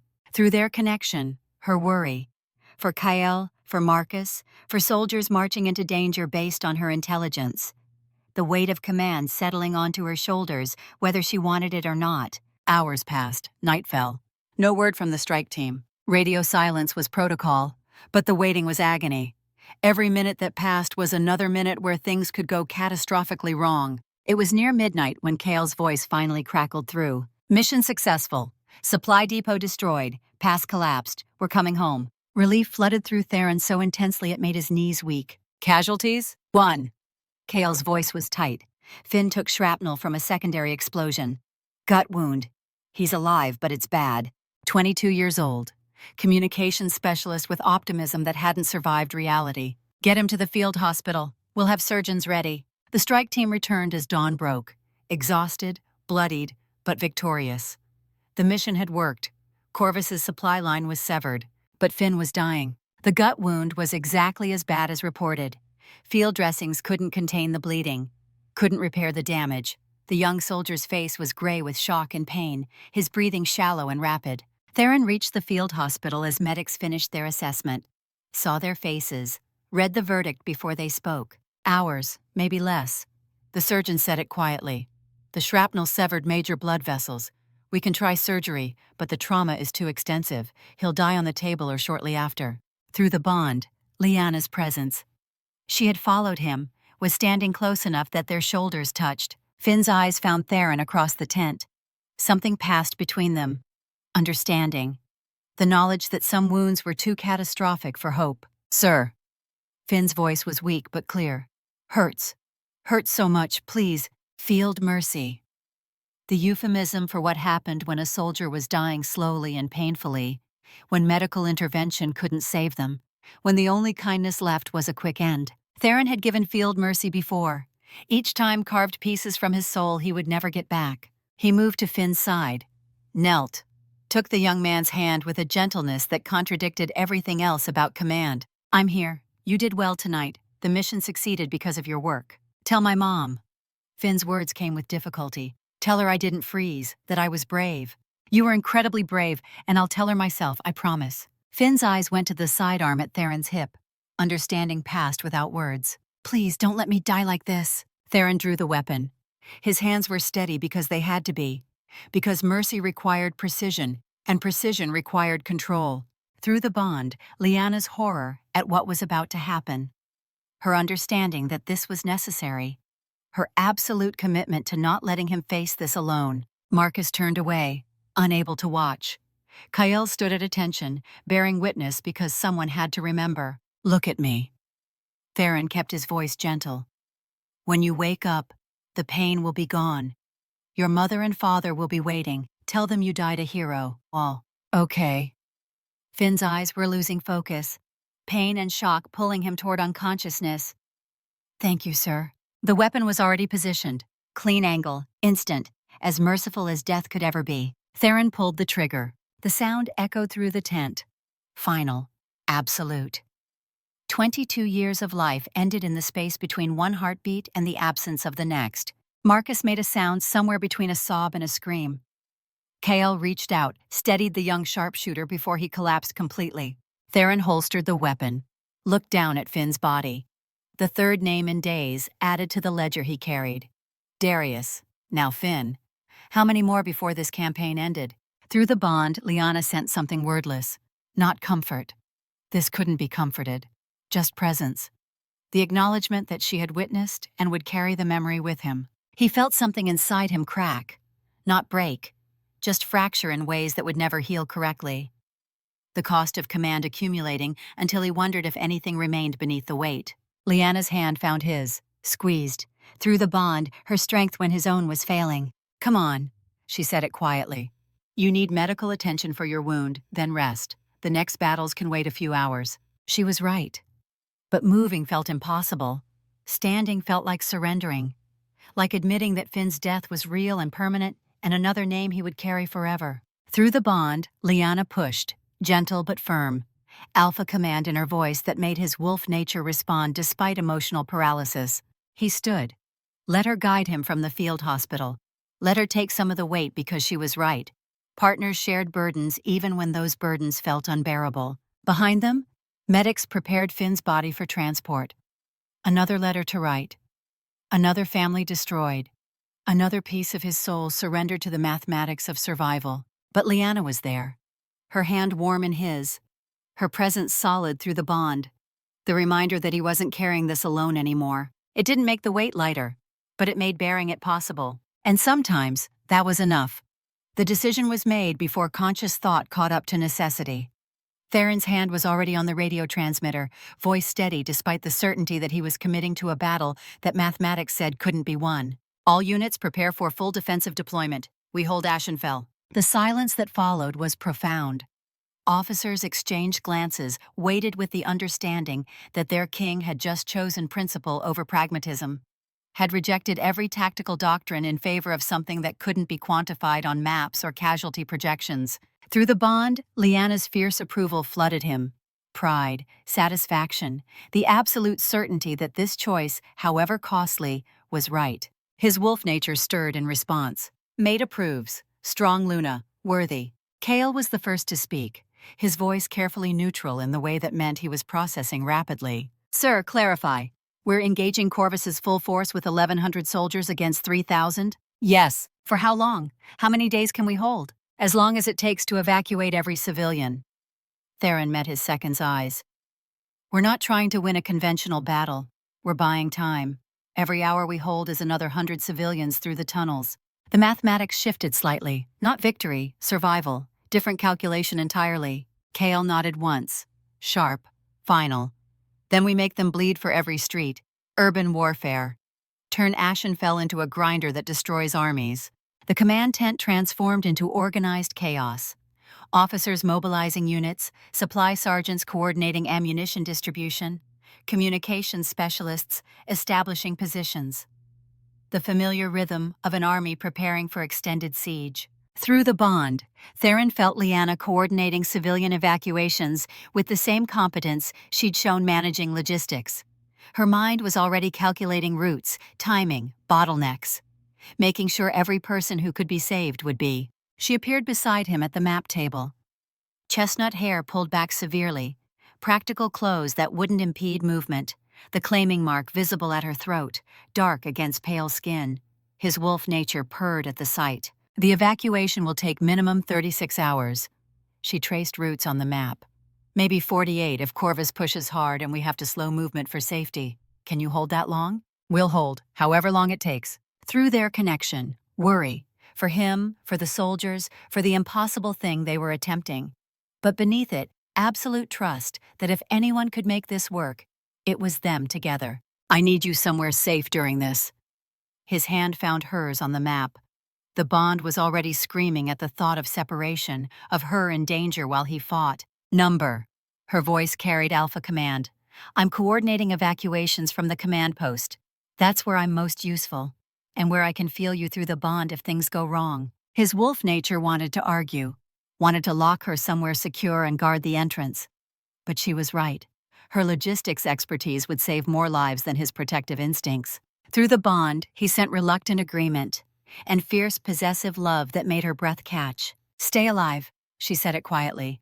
Our future starts after we survive this. The promise settled between them, fragile and precious. The battle began at dusk, 36 hours before the story would end. Corvus's artillery opened up as the sun touched the horizon.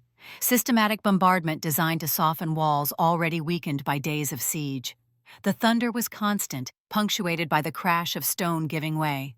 Theron positioned himself on the eastern wall, the section that would take the first assault. Kael tried to argue for safer command positions, but some things transcended tactics. His soldiers were dying on this wall. He would die beside them or not at all. Marcus and his sharpshooter teams occupied buildings behind the wall, elevated positions with overlapping fields of fire. They would kill efficiently until ammunition ran dry or enemy forces overran them. Through the bond, Lyanna's presence was constant. She was in the command post coordinating evacuations, but he felt her awareness of him, felt her monitoring his emotional state, ready to send strength if he needed it. The artillery barrage lasted 2 hours, long enough to reduce sections of wall to rubble, long enough to crater streets and collapse buildings. Long enough that when Corvus's infantry finally advanced, they had clear approach vectors. The first wave hit at full dark, 3,000 soldiers moving in coordinated formations, using artillery damage for cover. They came expecting to overwhelm through numbers. They learned quickly that urban warfare didn't favor numbers. Marcus's teams opened fire from concealment, the crack of rifles punctuating chaos. Corvus's soldiers fell, precise shots finding gaps in armor. But for every one that fell, 3 more advanced. The wall couldn't hold, mathematics and physics combining into inevitable breach. An entire section gave way under concentrated pressure, tumbling inward in a cascade of stone. Corvus's soldiers poured through. Close quarters combat erupted. The desperate struggle of men fighting for streets, buildings, individual rooms. Theron was in it, surrounded by the metallic smell of blood and the chaos of bodies trying to survive. He fought with the efficiency of decades, every movement calculated to conserve energy while maximizing damage. Beside him, Kael moved like death given form despite missing his left hand. The old warrior had survived 40 years by being better than everyone trying to kill him. They fell back, not retreat. Controlled withdrawal to secondary positions. The buildings Lyanna had identified as defensive strongpoints during planning. Narrow streets that funneled attackers into kill zones. The urban maze became charnel house. Hours blurred. Night became dawn. The fighting never stopped. Just shifted location as defenders yielded ground grudgingly, making Corvus pay in blood for every yard. Through the bond, Theron felt Lyanna coordinating.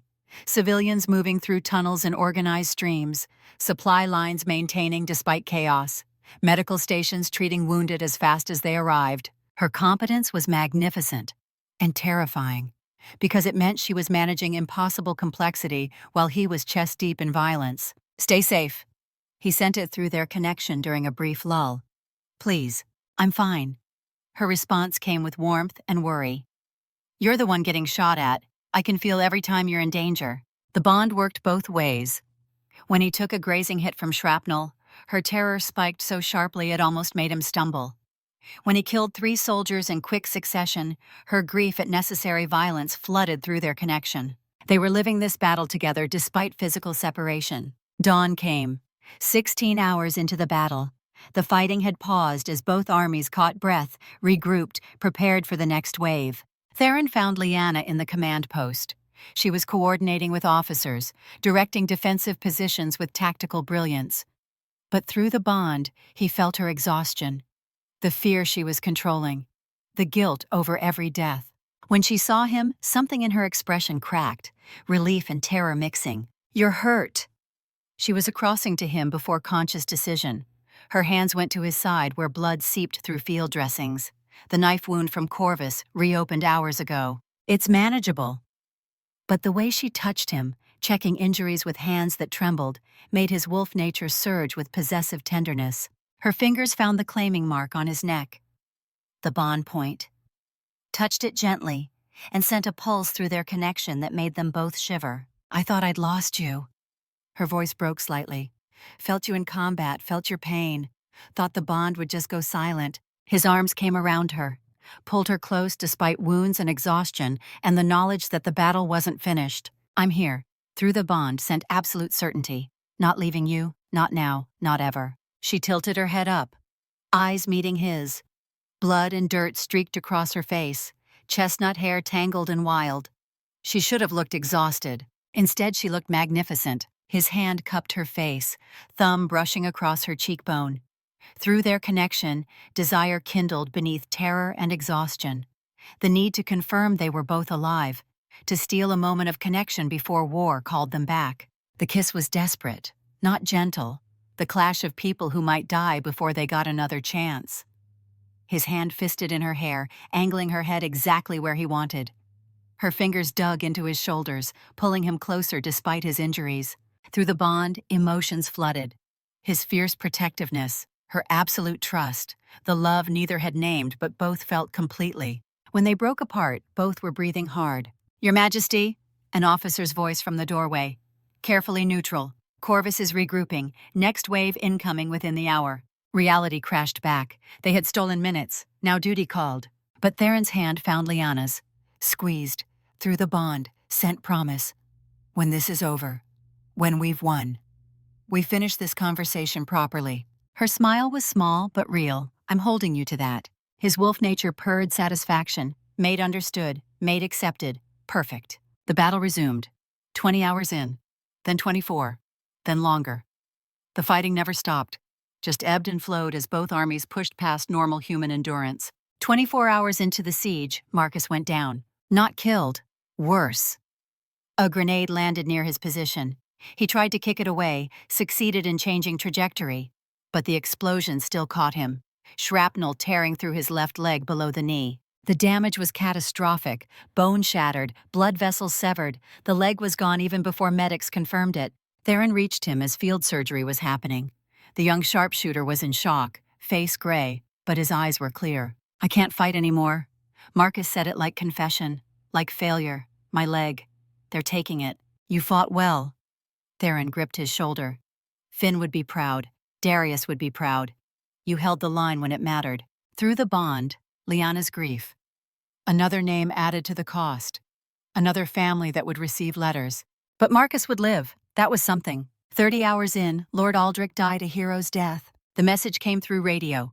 All civilians evacuated, tunnels collapsing now. Then static, then the distant rumble of explosives. Aldrich had positioned himself at the center of the charges, ensuring the detonation would be thorough, ensuring no one could follow the people he was protecting. One final act of fatherhood after years of failure. Through the bond, Lyanna's complicated grief.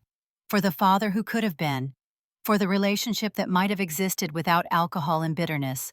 For the man who finally chose right when it cost everything. Theron sent comfort. Understanding. They were both orphans now, both carrying the weight of fathers who had failed them in different ways. But there was no time to process. The battle raged. 32 hours in, the command post came under direct assault. Corvus had identified it as Coordination Center, sent elite units specifically to take it down. Officers fought beside communications specialists, everyone who could hold a weapon pressed into desperate defense. Through the bond, Theron felt the exact moment Lyanna's position was overrun, felt her fear spike, felt her grab a weapon, felt her moonseer ability surge in response to mortal threat, and something inside him snapped. The wolf nature he'd been controlling for 32 hours of continuous combat finally broke free. Not fully. He didn't shift. But the primal protective instinct took over completely. He was moving before conscious decision.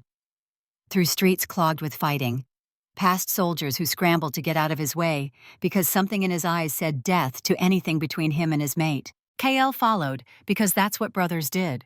Didn't question, didn't argue, just covered his king's back while Theron moved like violence incarnate toward the one thing that mattered. The command post was chaos when he arrived. Bodies everywhere, officers down, Corvus's elite soldiers pressing hard, and Lyanna in the center, standing over wounded soldiers, moonseer ability blazing. She wasn't breaking bonds gently, she was ripping them.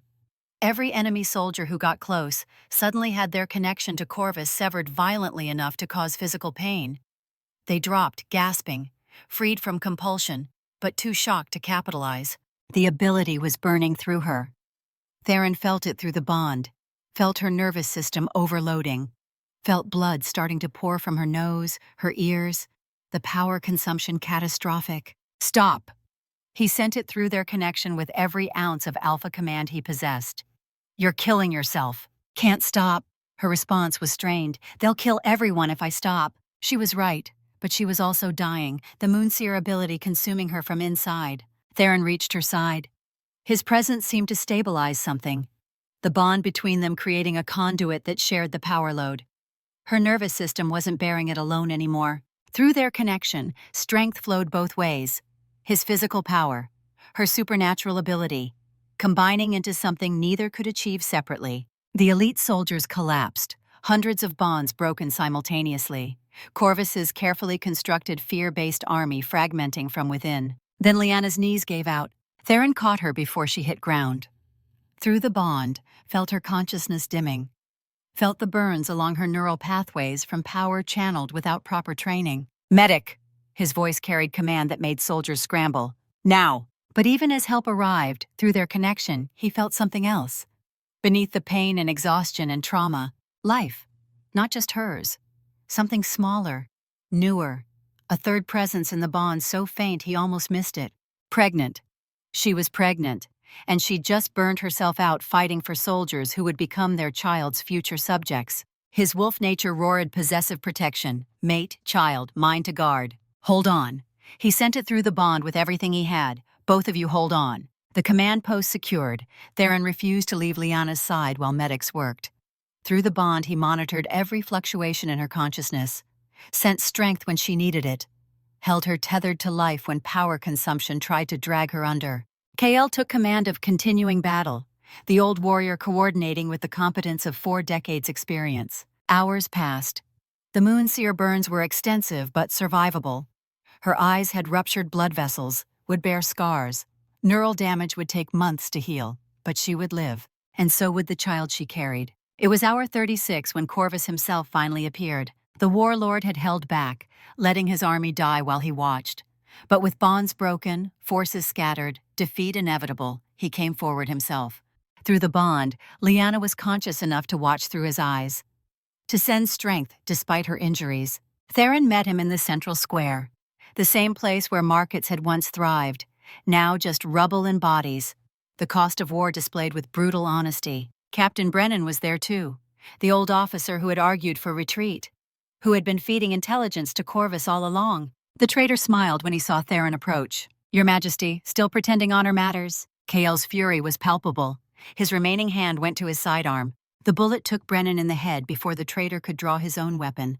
Clean, efficient, justice delivered without ceremony. Corvus and Theron faced each other across the ruined square. 20 years of unfinished business. The fight was brutal. 2 men who had trained together, who knew each other's patterns. Every move anticipated, every counter blocked. But Theron was fighting for more than revenge now. He was fighting for his mate recovering in the medical tent, for the child growing inside her, for the future they would build if he could just survive long enough. Corvus drove a knife toward his ribs. The same move from their first confrontation. Theron twisted, took the blade across his arm instead. Pain, but not lethal. His hand closed around Corvus's throat. Squeezed. Not to kill. Not yet. Just to control. To stop the desperate fighting long enough to speak. "I'm sorry." The words came hoarse but genuine. "I was wrong at Blackridge. Wrong to follow orders I knew were evil. Wrong to execute you for being better than me." Corvus's eyes widened, surprise at the apology. "But sorry doesn't bring back the dead," Corvus managed to gasp out. Theron agreed. "It doesn't. But it's all I have. Truth and regret, and the promise that I'll build something different than what my father left." Through the bond, Lyanna's presence, supporting, reminding him that he wasn't his father, that choosing mercy when possible was the difference. Corvus laughed, bitter and broken. "You think you're different? You're standing in a city you reduced to rubble. Standing over bodies you ordered into battle. You're exactly like him, Theron." "Maybe." Theron's grip tightened. "But I'm also different. I feel guilty about it. I carry their names. I'll spend the rest of my life trying to be worthy of their sacrifice. My father never lost sleep over corpses. That's the difference between us." He pulled the blade from his own arm, ignored the pain, met Corvus's eyes one final time. "I can't undo Blackridge, can't bring back the men I killed, but I can make sure their deaths weren't meaningless. Can build a kingdom where refusing evil orders is honored, not punished." He drove the blade through Corvus's heart. Clean, efficient. The mercy of a quick death for a man who had suffered 20 years of exile and rage. Corvus's last words were barely whisper. "You'll always be standing over bodies. Just try to make them count for something." Then he died. Theron held him as life faded. Felt the weight of the death add to all the others. Felt Corvus's final words settle as challenge and blessing both. Kael appeared, helped him stand despite the arm wound bleeding more than he wanted to acknowledge. "It's over, sir. Corvus's remaining forces surrendered. The city is secure." "Casualties? We'll have exact numbers over the next week, but significant. Get me to Lyanna." The field hospital was organized chaos. Wounded everywhere. Medics working with exhausted efficiency. But Theron only had eyes for one cot. Lyanna was conscious, bandages covering her eyes where Moonseer power had burned through. IV lines fed her fluids. But she was breathing. Alive. Through the bond, she felt his approach. "You're alive." Her voice was rough. "I felt you kill him. Felt it through the bond." "It's done." He took her hand, gentle despite the blood still on his. "Corvus is dead. The battle is over. We won." At what cost? Through their connection, she already knew. Felt the weight of names he was carrying. The hundreds who had died buying time for civilian evacuation. "Was it worth it?" she asked quietly. "All those lives for civilians we'll never meet?" "Yes." The answer came without hesitation. "Because those civilians are people, have families, deserve the chance to live free. If we start calculating who's worth saving, we become what we're fighting against." Through the bond, her approval, her satisfaction that he still believed mercy mattered despite the cost. "There's something else." He squeezed her hand gently. "Through the bond. I felt it during the fight. There's 3 of us now." Silence. Then her free hand moved to her stomach, protective. "You're sure?" "I'm sure. The bond doesn't lie. We're going to have a child." Through their connection, complicated emotions. Joy. Terror. Wonder. The weight of bringing life into a world they'd just saturated with death. A future. She said it like prayer. After all this blood, we get a future. His wolf nature refused to let him move to another cot. He stayed beside Lyanna, one hand linked with hers, while medics treated his wounds. The claiming mark on her neck was visible above the bandages. Mine. Hurt, but mine. Protected. When medics tried to move him for better access to his injuries, growl rumbled in his chest. Not conscious, pure instinct. "Sir." The medic backed away carefully.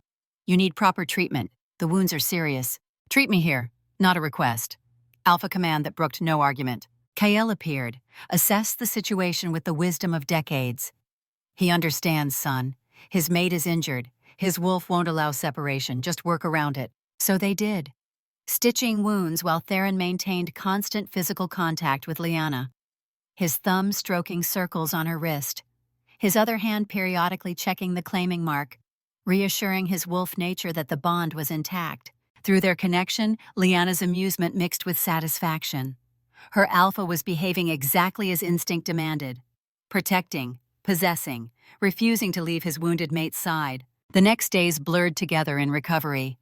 Liana's eyes healing slowly, the burns to her neural system requiring careful treatment, Theron's wounds knitting, infection held at bay. But he truly refused to leave, slept in a chair beside her cot, one hand always touching her, brought food when she could eat, held water to her lips when she couldn't see well enough to manage, read reports aloud, his voice the anchor she used to orient herself while her vision recovered. His wolf nature demanded constant proximity, needed to smell her scent, hear her breathing, feel the warmth of her skin.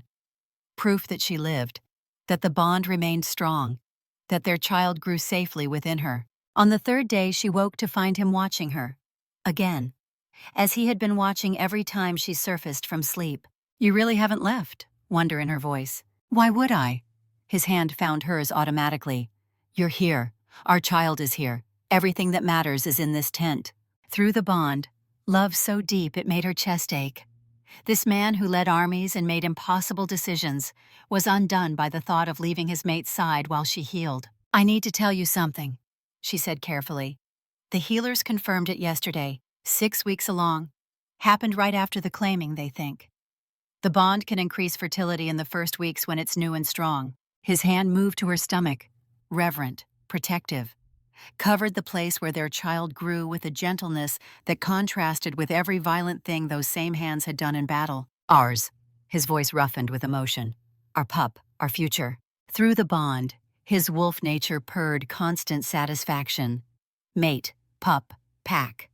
Everything instinct had demanded for 20 years, finally within reach. "Are you happy?" she asked. "Because this changes everything. We're bringing a child into a world we just saturated with blood." "I'm terrified. Honest. The thought of being a father, of potentially failing a child the way my father failed me, of this world being too dangerous for someone so innocent. But yes, I'm happy. More happy than I've been in 20 years. His thumb stroked across her stomach gently. "This child will grow up knowing both parents. Will learn about the cost of power and the value of mercy. Will understand that strength isn't just violence, that leadership means carrying weight." Through the bond, her agreement, her certainty that they would raise a child who understood what their parents had fought for. When her eyes healed enough to see him clearly on the 4th day, the first thing she focused on was his face. New scars added to old. Exhaustion carved deep into features that had been handsome but were now simply weathered. "You look terrible," she said it with affection. "When did you last sleep properly?" "When you did. Always." His hand was still on her stomach. "Not leaving either of you. My wolf won't allow it until you're fully healed." She understood, had felt through the bond how his protective instincts had surged to overwhelming levels, how the pregnancy had triggered something primal in him that transcended reason. "Come here." She shifted carefully, making space on the cot. "Lie with me. Both of you need rest, and I need to feel you close." The medics will object, but even as he said it, he was moving. Carefully arranging himself on the narrow cot, Liana tucked against his chest, his arm around her waist with hands splayed protectively over where their child grew. "Let them object." She settled into him, the bond sighing with contentment at full contact. "My alpha needs to hold his mate. That's more important than medical protocol." Through their connection, the third presence made itself known more clearly now that they were both focused on it. Not consciousness yet, just life, potential, a future waiting to be born. They stayed like that for hours, just breathing together, both recovering from wounds that went deeper than flesh, both processing what they'd survived and what it meant for the future they would build. "I want to know you," she said it quietly. "Beyond crisis and command. I want to learn what makes you laugh, what you dream about, who you are when you're not carrying the weight of a kingdom." "I'd like that." His hand traced gentle patterns on her stomach. "And I want to know you the same way. The woman who managed logistics and saved 3,000 lives, who stood against impossible odds, who gave me hope when I'd forgotten what that felt like." Through the bond, promise. That when the letters were written and the memorial built and the immediate crisis passed, they would take time to just be, to learn each other in peace rather than in war. For now, they rested. Two damaged people healing together, planning a future that included a child who would grow up in the kingdom they were building from ashes. Over the next 2 weeks, Theron wrote letters. 800 families who needed to know their loved ones had died defending a city that wasn't theirs, had chosen mercy over mathematics, had believed their king's values were worth dying for. Each letter was unique, personal. He remembered every name, every service record, every detail that made them people rather than numbers. Lyanna helped when her eyes healed enough. Read names aloud so he could speak memories, added details from her own interactions, turned the letters from formal notification into genuine tributes. They worked together. Two damaged people honoring the fallen while learning to live with surviving. The memorial was built in the 3rd week. A simple stone wall from destroyed building rubble.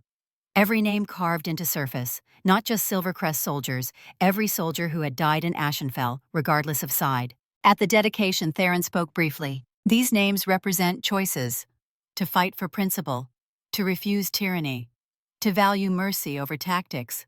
Some fought willingly, some were enslaved. All deserve remembering. He paused, looked at hundreds of names. I'll carry these names until my own death.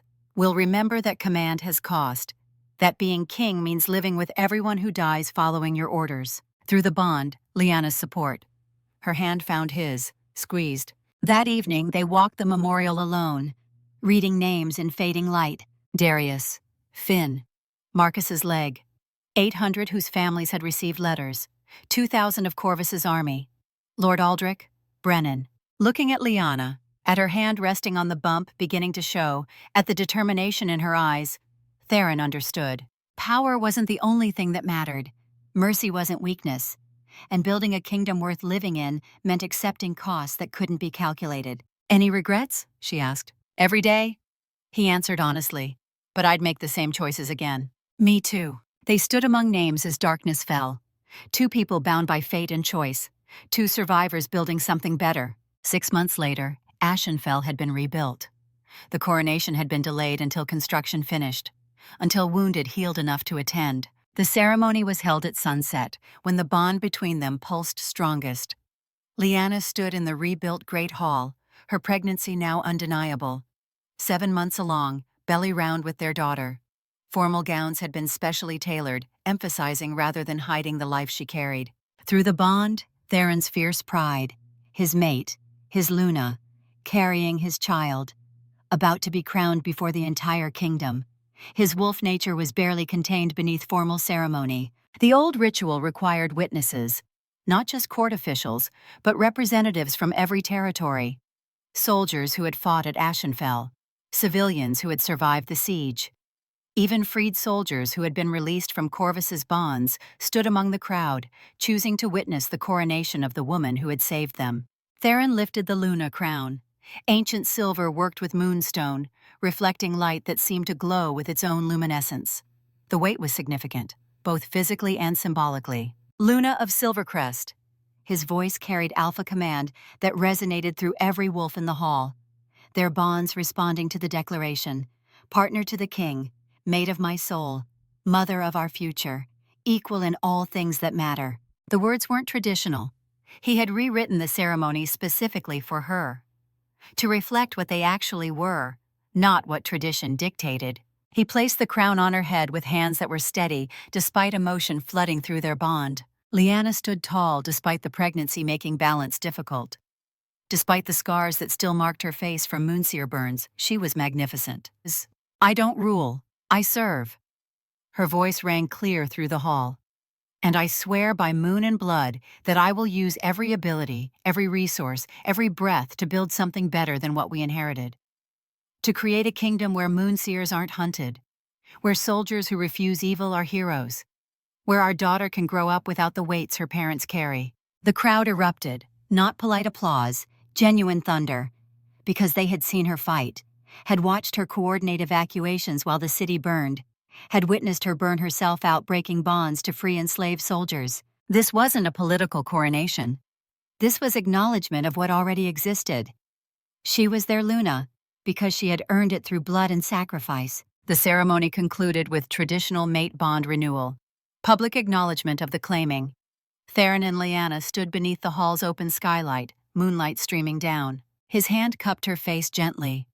The claiming mark on her neck was visible for all to see, dark against pale skin, permanent proof of their bond. Through moonlight and before witnesses, I claim you. Not the traditional words, their words, built in fire and proven through hell. My mate, my equal, my Luna, bound until death releases us, and I claim you. Her hand covered his heart. My mate, my king, my partner in building better, bound beyond death if the fates allow it. When they kissed, power rippled through the bond, strong enough that other wolves in the hall felt echoes of it. The mate bond tested by war and proven unbreakable. Through their connection, the baby kicked vigorously, as if celebrating with her parents. The feast afterward was subdued but genuine. Not celebration of victory, acknowledgement of survival, of the future they were building from ruins. Theron kept Lyanna close throughout, his hand frequently resting on her belly, feeling their daughter move. His wolf nature on constant alert despite the friendly setting. Protective instincts that would probably never fully calm. Through the bond, her amusement at his behavior. And satisfaction. Her alpha was exactly as he should be. Protective without being controlling. Present without being smothering. That night, in their quarters for the first time as crowned king and Luna, they finally had space to just be. Theron helped Lyanna with the formal gown, careful of her belly. His hands gentle as he unlaced intricate fastenings designed more for show than practicality. You're beautiful. He set it against her neck, lips brushing the claiming mark. Pregnant with our daughter, wearing a crown you earned, more magnificent than anything I deserve. Through the bond, her disagreement. You deserve everything. Deserve happiness after carrying weight for 20 years. Deserve the family we're building. She's strong. He felt awe flood through him, like her mother. And tactical like her father. Lyanna covered his hands with hers. She kicks hardest during meetings. I think she's judging my logistics decisions. The humor was gentle, domestic, so different from the violence and trauma that had defined their relationship's beginning. They settled into bed together. Lyanna on her side with Theron curved protectively behind her, his arm around her waist, hands splayed over where their daughter grew. The bond pulsing contentment. This, he said quietly. This is what I fought for. Not the crown, not the kingdom. This moment. You, our child. Peace. Through their connection, agreement, love. The certainty that everything they'd endured had been worth it to reach this moment. They slept. And for once the nightmares stayed away. Held at bay by contentment and the promise of a future worth protecting. The Luna Council was her creation. Revival of ancient Moonseer tradition, but without fear. She taught others how to sense bonds, how to use power for healing rather than control. The first students were traumatized soldiers. She helped them process PTSD through bond work. Marcus led the new training program. The young sharpshooter had adapted to his prosthetic. He taught urban warfare tactics. The lessons from Ashenfell's defense preserved for future generations. Kale had semi-retired. Trained senior officers, told stories about the siege with brutal honesty that made young soldiers understand war wasn't glory. The kingdom was changing, slowly, imperfectly, but changing. Soldiers who refused immoral orders were protected. Moonseers were welcomed. And the king led from understanding that command meant carrying weight. Theron stood in the memorial garden at Silvercrest, a twin to Ashenfell's, names carved into stone. Darius, Finn, the 800. Through the bond, he felt Lyanna approaching. 6 months of living with the connection had taught him to recognize her presence at distance. She settled beside him, moving carefully with advanced pregnancy. Her hand found his. Thinking about them? Always. Good. The day you stop carrying them is the day you become the thing we fought against. Our daughter will ask about this someday. She said it quietly.